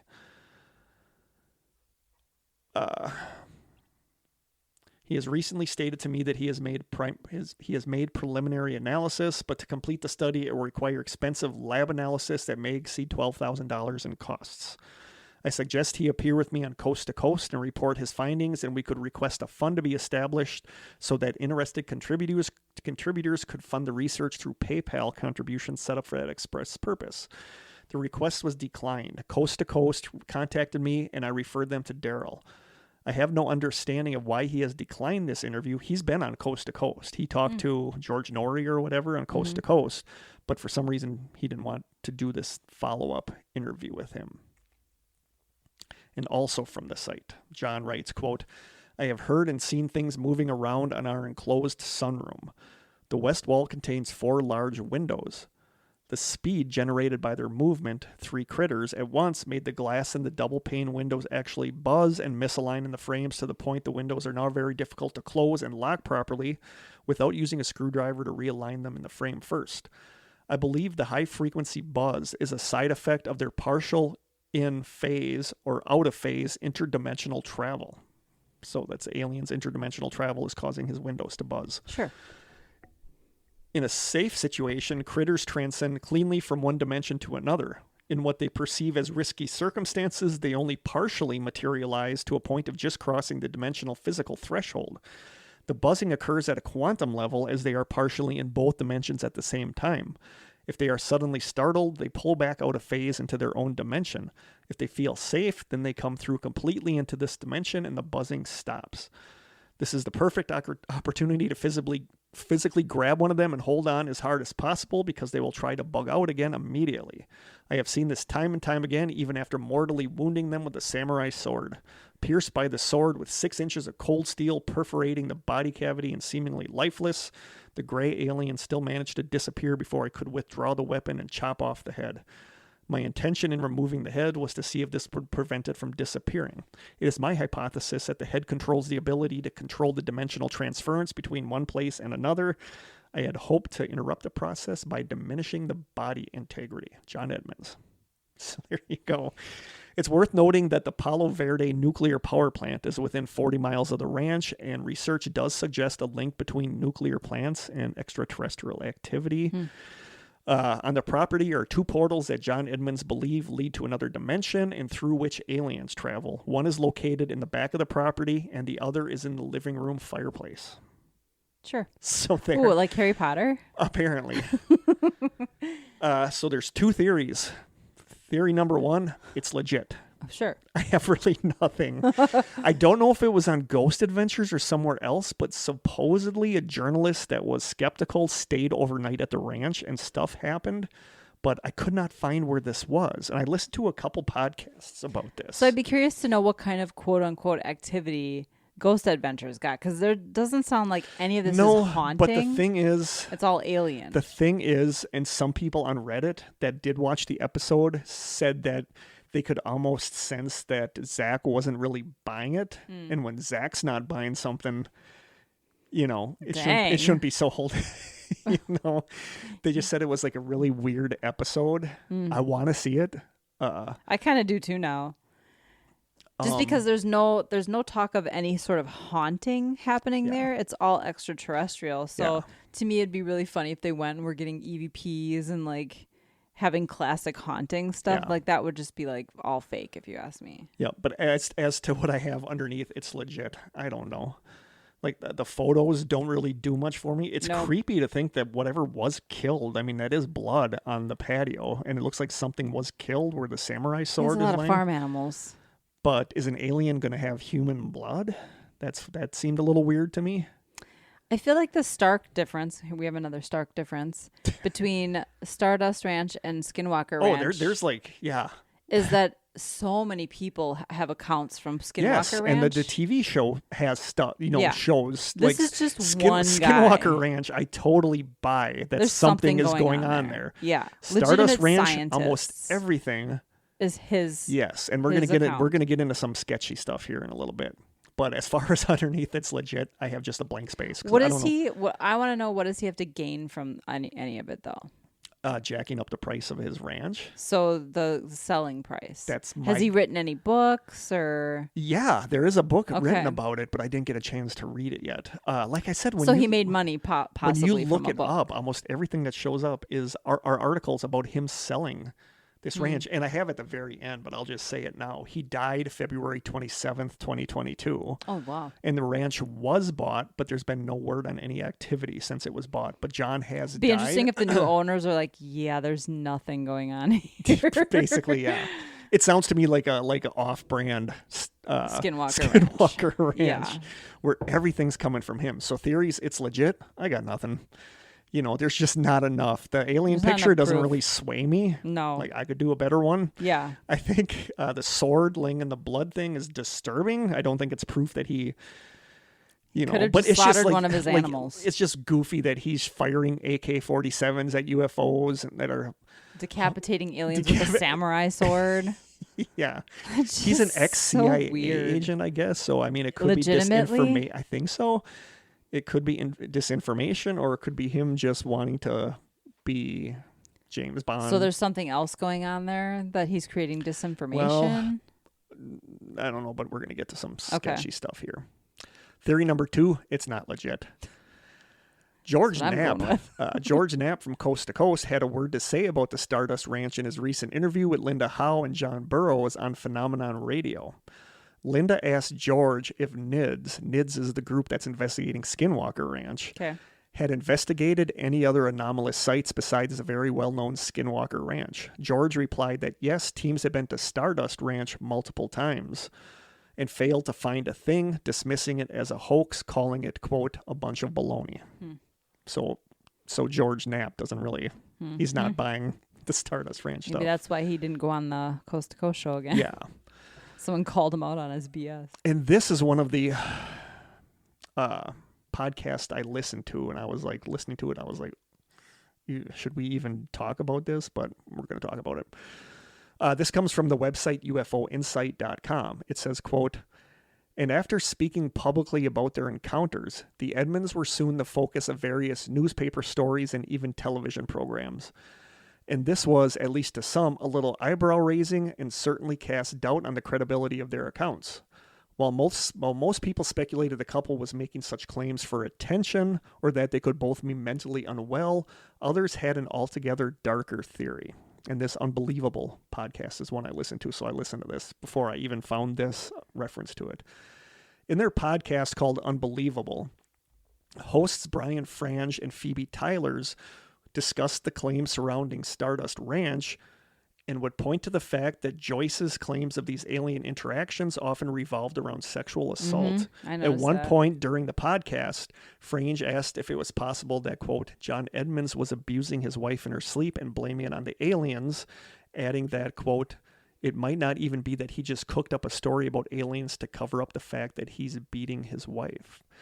There's a distinct possibility that he honestly believes aliens are abducting his wife and causing the bruises because subconsciously he needs to create a defense mechanism to allow him to view himself as a good person. Frange would continue that he doesn't believe that Edmonds was lying, and he thought that he was telling the truth as far as he thinks it, but that the real truth might be something else. It's worth noting that John Edmonds rejected the suggestion that he was behind his wife's injuries in any way, or that he had subconsciously invented a cover story to mask his alleged actions. I mean, this is just people speculating. There's no But they proof talk, that any of that's they true. talked on there a lot that on that Unbelievable podcast, they talked about how they watched interviews and she would start talking and he would quickly talk for her. Like they felt like his wife wasn't really buying the stuff, but he was making her Go along go with it. along with it. And one of the things they brought up was that he said that his wife told him if she's ever being abducted, he would rather he shoots and kills her than her being abducted. And they thought that was odd, almost like this is all a way to cover if he accidentally killed his wife during abuse. Like, this got dark. When they were talking about this, it got dark that there's they feel like there was something dark going on with this whole situation, that it wasn't necessarily aliens. That makes me uneasy just because there's no proof of any of that. And they're putting that out there, Yeah. basically accusing this guy of abusing his wife when they have no proof. Exactly. Like, that's Exactly. dangerous. That's very dangerous, and I'm surprised they didn't get sued for that. Yeah. You know? But they talked about that. And I don't know that I buy that.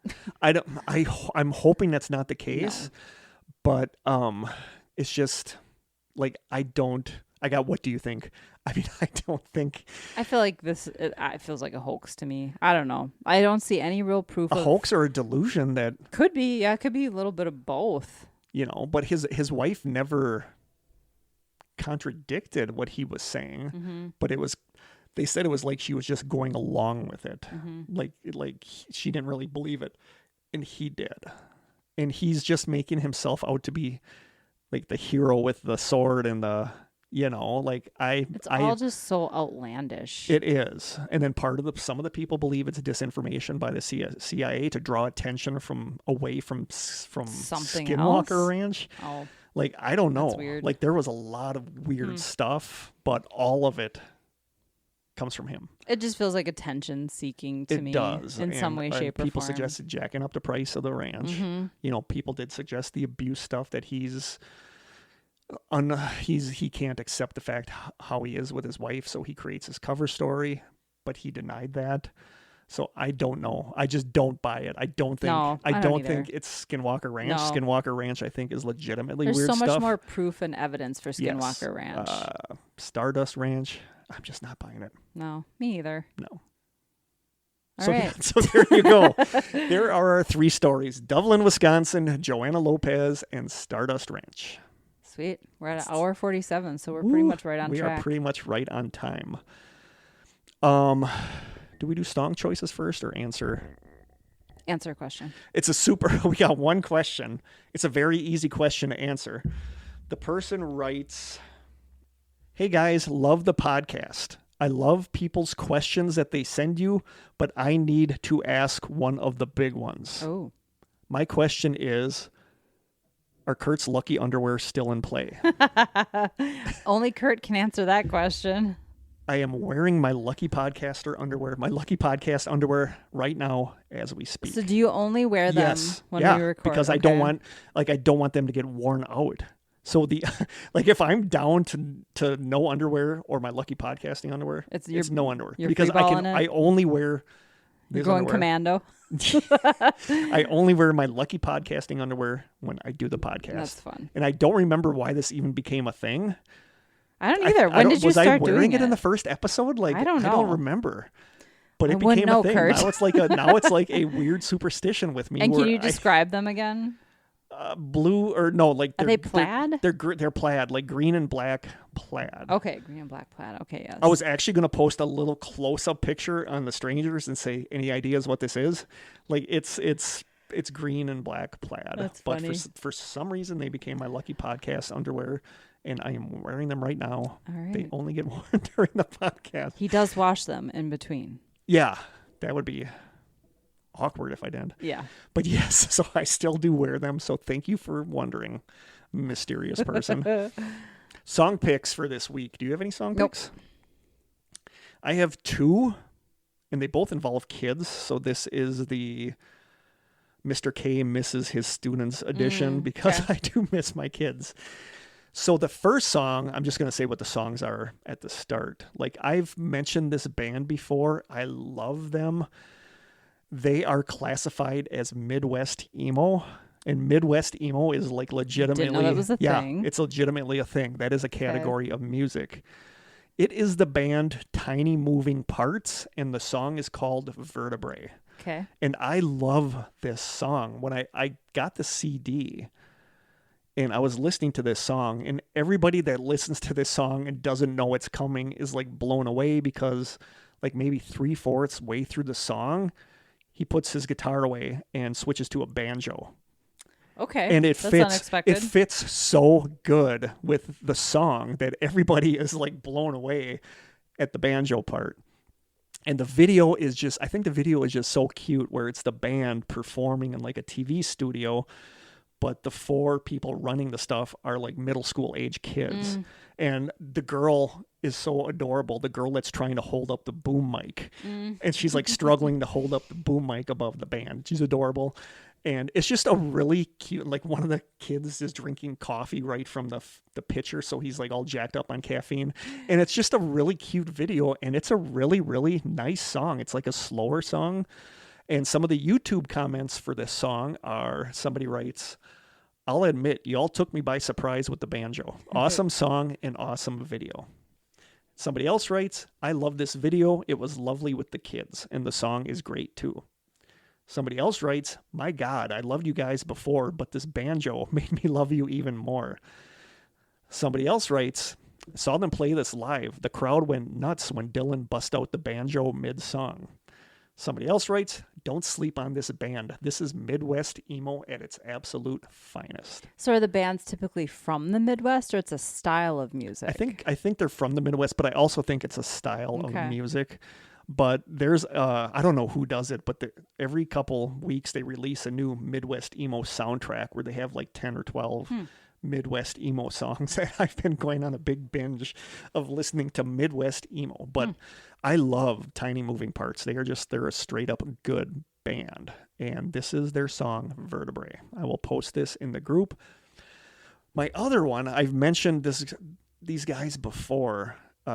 It's the O'Keefe Music Foundation.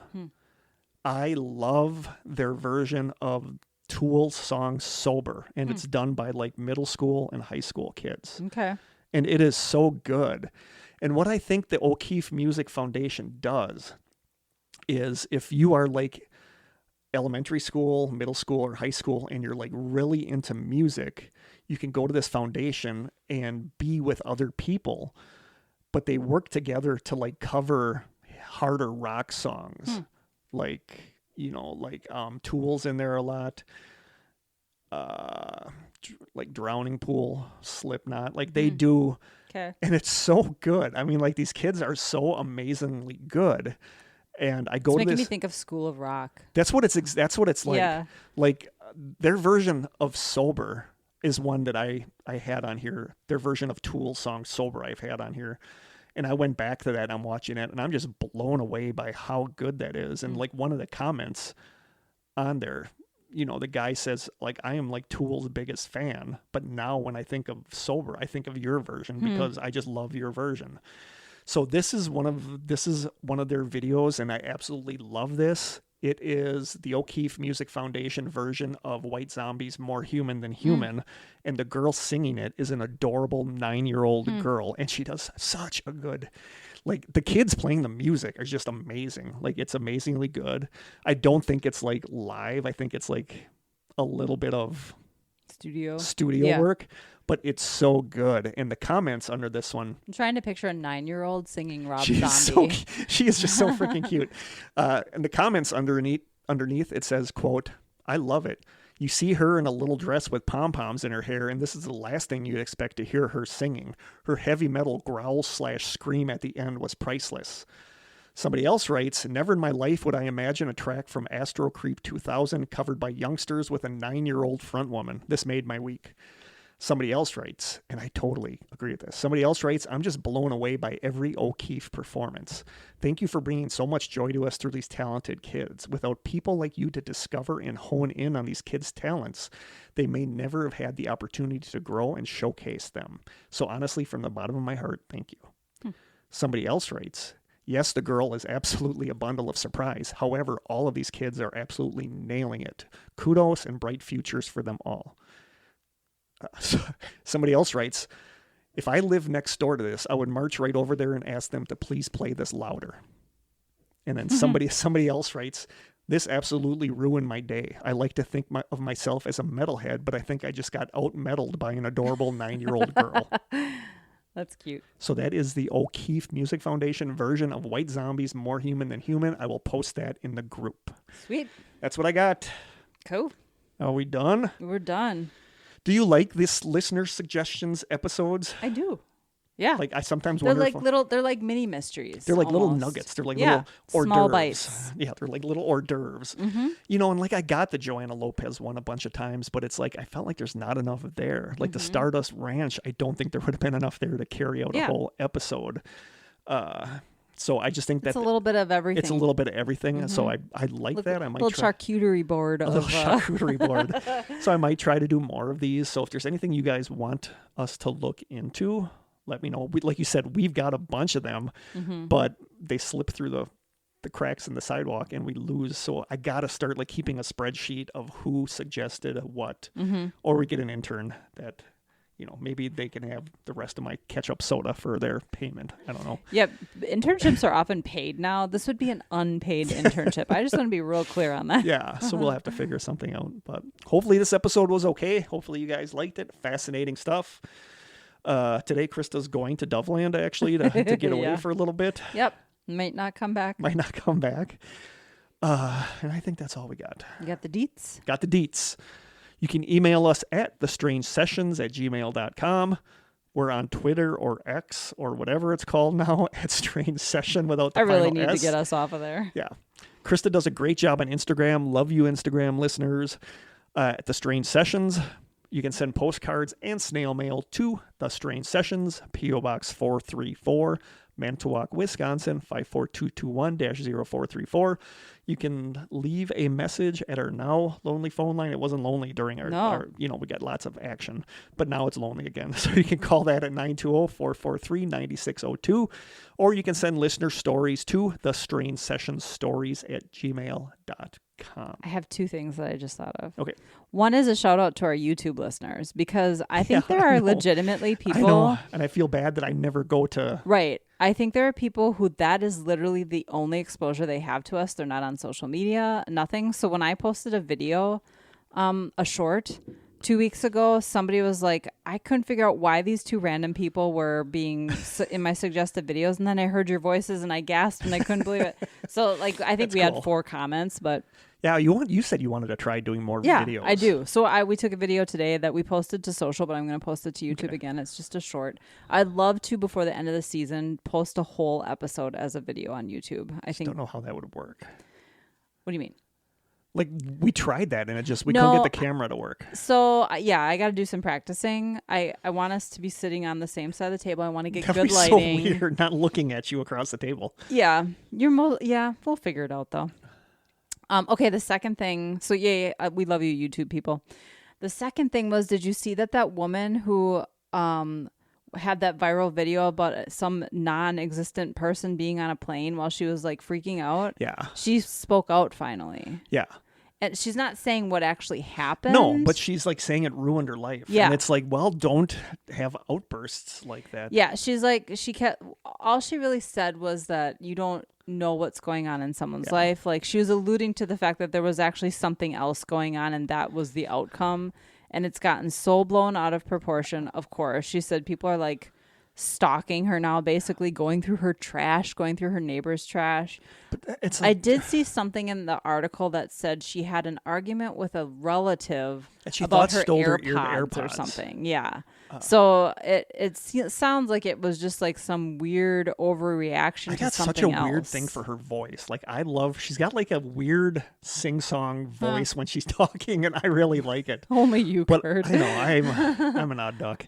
I'm glad she finally spoke out. I mean, she didn't really say what happened, but to me, there was nothing weird going on there. Like, there's no invisible thing. I love the memes people are making totally. of it, where it's They're hilarious. back and like somebody's dog is there. Right. Like I said, Grimace or is there's in a one of them. reptilian. Or there's a reptilian I've there. seen that one. But it's like the guy punching on the window. It's like anytime you do something stupid these days, everybody's got a camera. Yeah, it's gonna be a everybody's got viral a camera, video. and you're going to end up being a ridiculous meme somewhere. So don't do stupid things in public, especially on an airplane full of people with their phones. Yeah, just a little self-control goes a long way.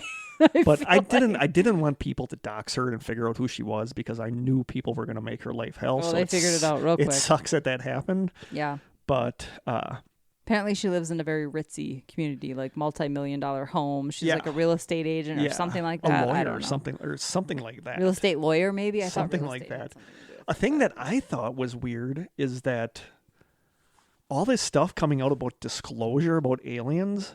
Yeah. Like, I'm not following that at all. I've watched some of it on it's YouTube. like, why are you and I not like excited about that or looking into that? And it's just, it's weird. It's almost like I'm just ignoring it, and I have no idea why. Like, people I think are expecting us to talk about it, but it's just, I'm not even paying attention to it, and I don't understand why. They'll have it live on YouTube. You can watch live.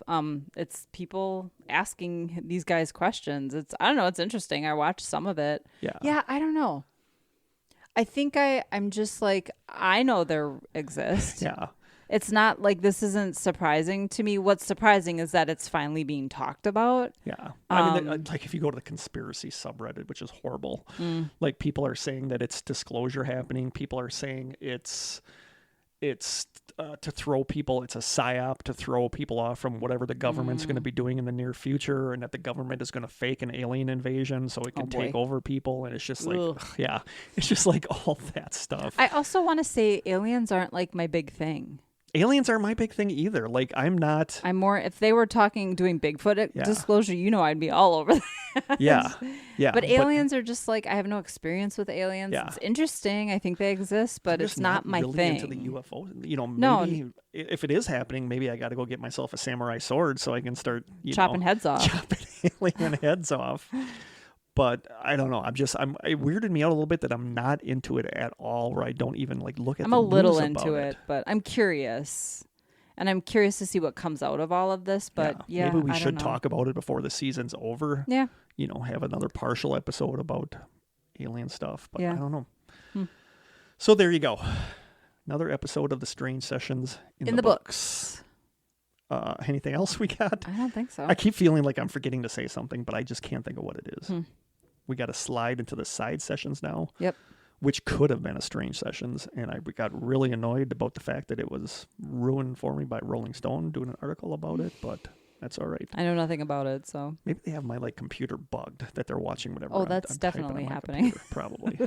So I think that's it for this episode. So from Krista and I down in the strange cellar. I gotta wait for Krista to get done yawning. Sorry. So from Krista and I down in the strange cellar. Until next time, stay strange.